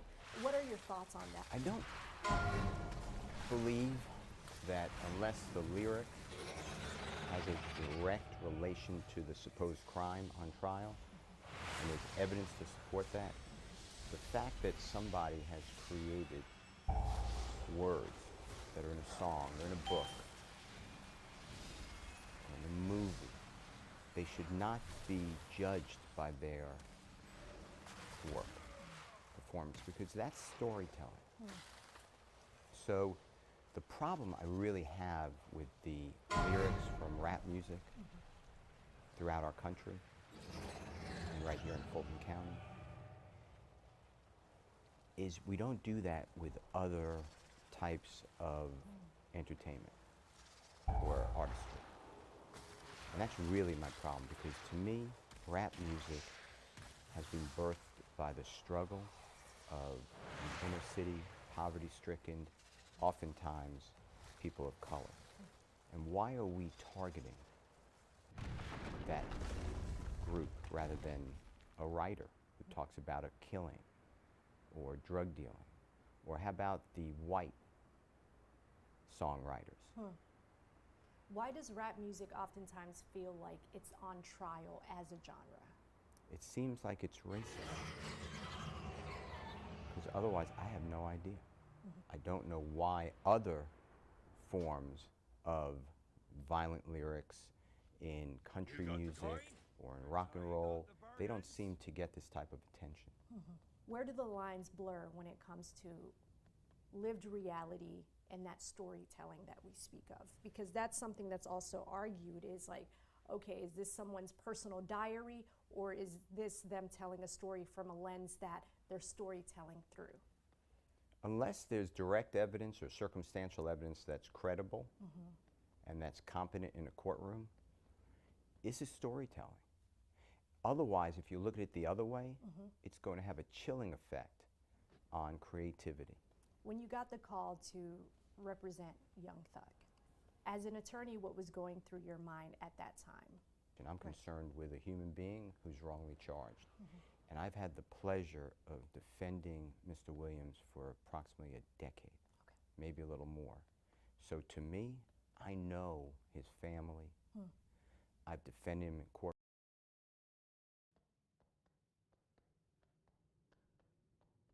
Welcome back, everybody. Atlanta rapper Young Thug appeared in court for the first time in person on Thursday after being locked up in May as part of a huge gang indictment. Now, prosecutors say Young Thug, whose real name is Jeffrey Williams, is one of the founders of Young Slime Life, often known as just YSL. Authorities say it is a criminal street gang that's behind everything from armed robberies to murders. Young Thug's defense says Young Stoner Life is just a record label. Now, one of the issues that has come up time and time again during pretrial hearings in this case is whether lyrics in Young Thug's music can be used against him. While an entertainment attorney that we spoke with says that is a slippery slope. We have this artistic freedom of expression, and obviously that's something that the courts have always tried to preserve and protect. And so if we cannot speak freely, if some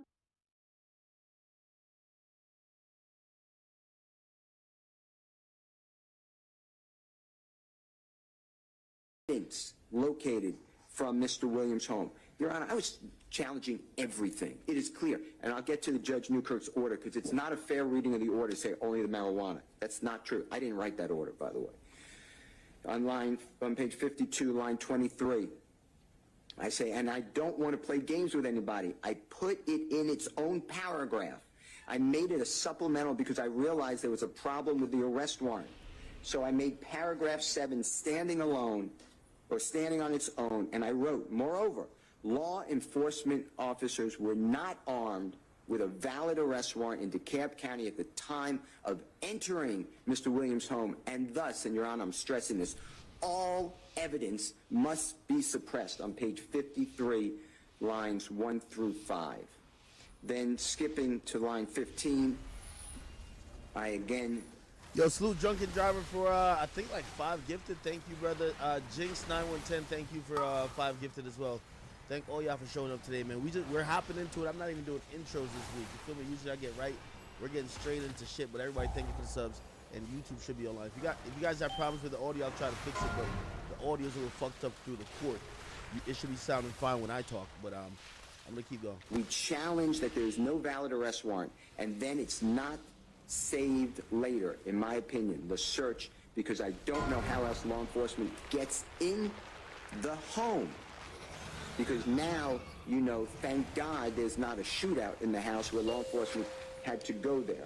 On page 54, line 5, Your Honor, I continue, so I don't know how law enforcement, without a valid arrest warrant here today, has any evidence to go before the court, and that is why I made an issue of the other items in the search warrant, like the confidential source, the alleged confidential source. Hi, FPS. Thank you for 5 gifted, brother. I think it's brother. I gotta start thinking that it could be track queens up in here, but thank you for 5 gifted. The court states, the Honorable Judge Newkirk, on page 55, its ruling. On line 18, the court says as follows. All right, Mr. Steele, I'm going to go with you on this. I think you are correct. I think the burden is on the state to show the initial arrest warrant was valid and initial entry into the house was valid. And he hasn't done that, meaning the prosecutor has not done that. It appears there's no testimony from any officer. Certainly, there's no need for her to go back in the house without a search warrant. It doesn't sound like she's...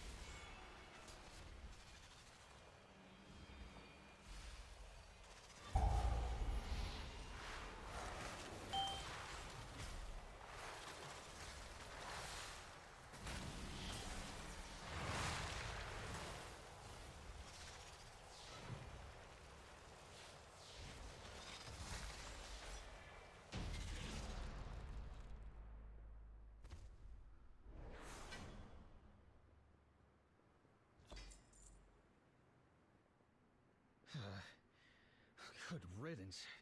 I wish Alexstrasza were here. This whole den should be cleansed with fire.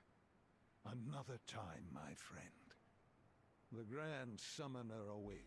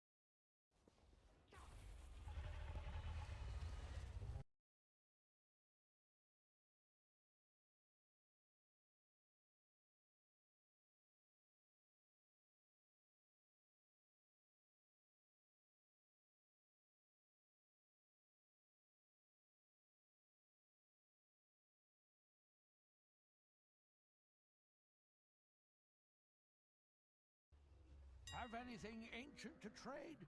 Needs to be at least 2 centuries old.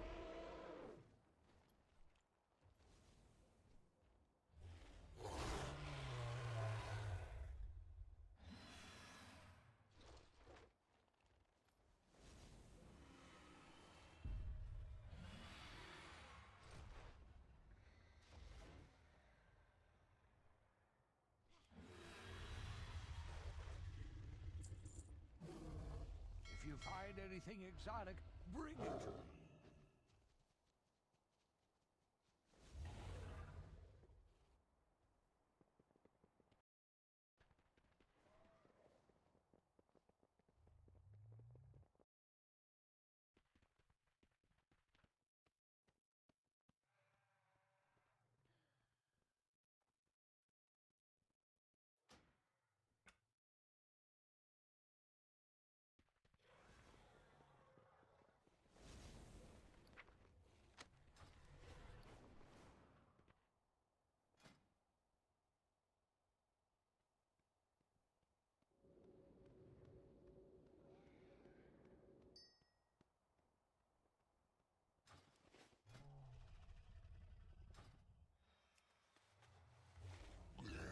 I've seen things that would scare you shellless.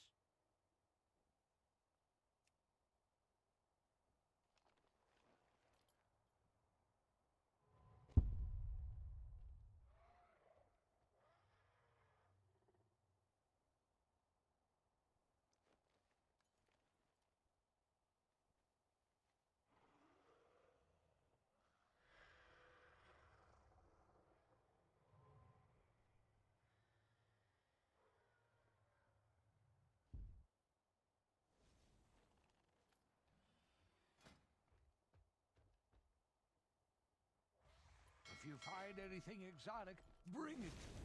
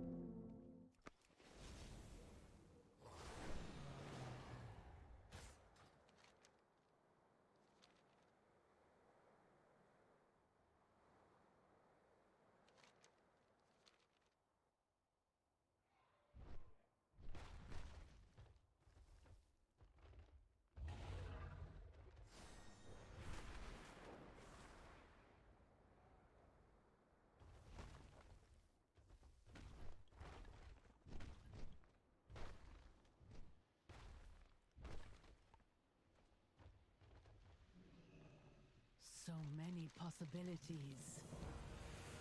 How fare you? Until next time.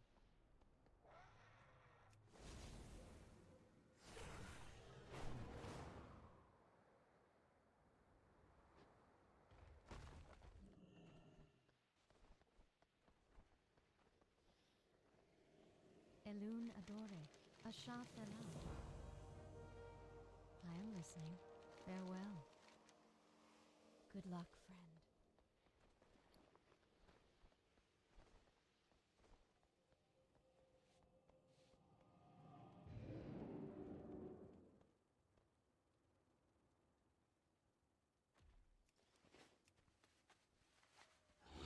Step closer and don't mumble.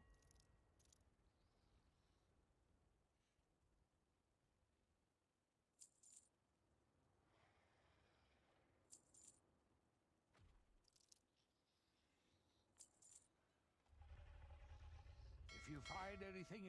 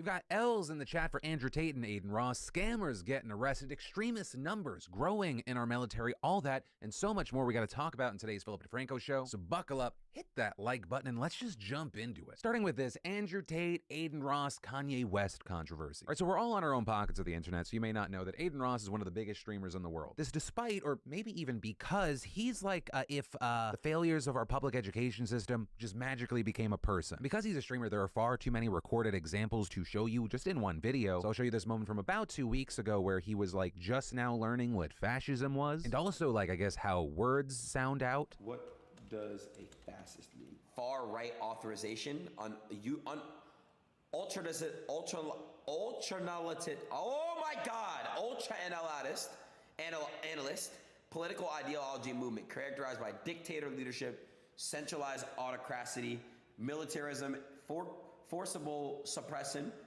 of opposition.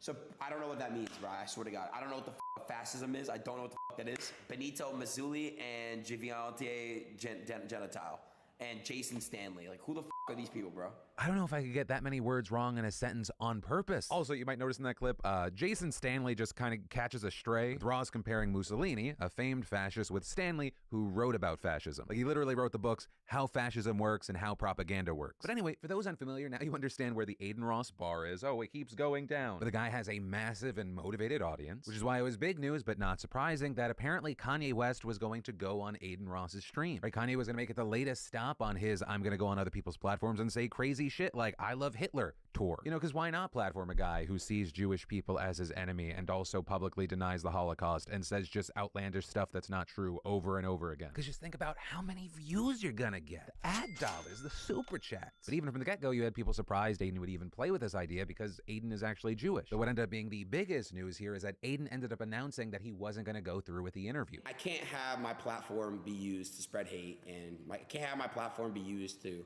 basically insult people and hurt people and hurt everyone. And while with this, most people were like, oh, thank God. The last thing we need is Kanye West getting another microphone in front of another massive audience singing praises of Hitler, who also had some of his viewers upset with this move and calling him out for backing out here. I see people putting L's in my chat. That's cool, L. Aiden, you're a pussy. I understand, whatever.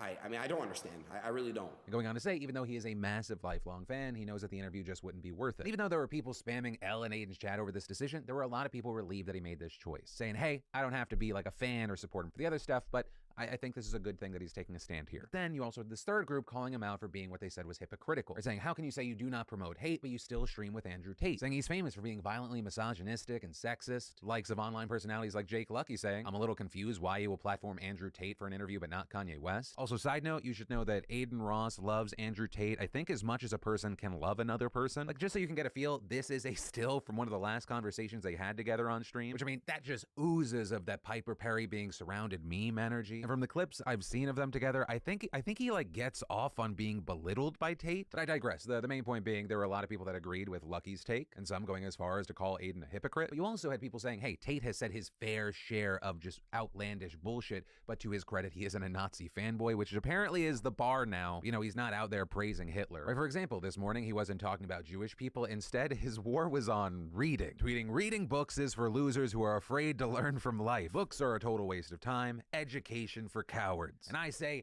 good. It's about time someone take a stand against reading. Andrew Tate is not afraid to take on big book. He saw what trying to read did to Aiden Ross's brain, and he was like, not on my watch. Bros over books. But this story isn't about that idiot. It's about the fact that we should praise Aiden Ross for not tripping over the bar, which apparently is now 4 feet underground. You didn't platform the man that's been spewing hate about Jewish people and goes to sleep with a Hitler body pillow, allegedly. But hey, that's a story, some of my opinions on it, and I'll pass the question off to you. What are your thoughts here? Also, I will say, as much shit as I've talked here, I do credit him with not platforming Kanye. And then, Sam Bankman-Fried, the former CEO of crypto exchange FTX, was arrested in the Bahamas last night. This just hours after telling several thousand people that he didn't think that he was going to get arrested. Which I will say, I think the one accusation you can't make against Fried is that he does not have blind confidence. Because it's not exactly a mystery of why he's being arrested. He's been accused by nearly everyone of fraud for how he handled customer funds at FTX. And that's just not random Joe Blow opinions. The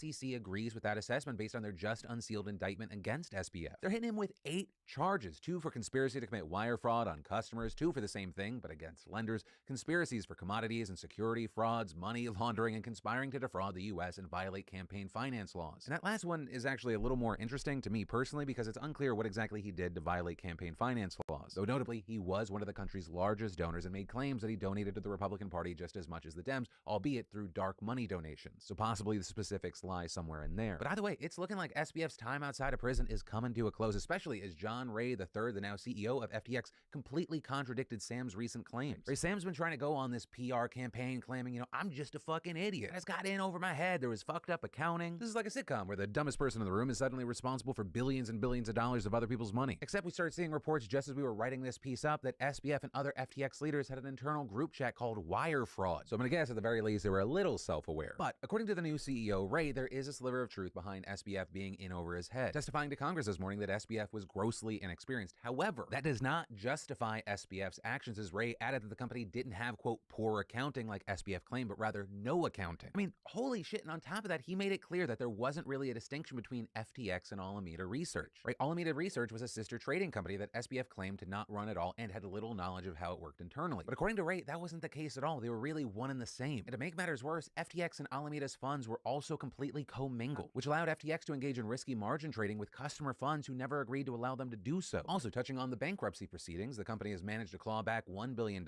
in assets and transferred them to a cold wallet, although there it's still unclear if customers will actually ever see any of that money. Right? Hopefully they manage to get more back, because it's complete bullshit that there were a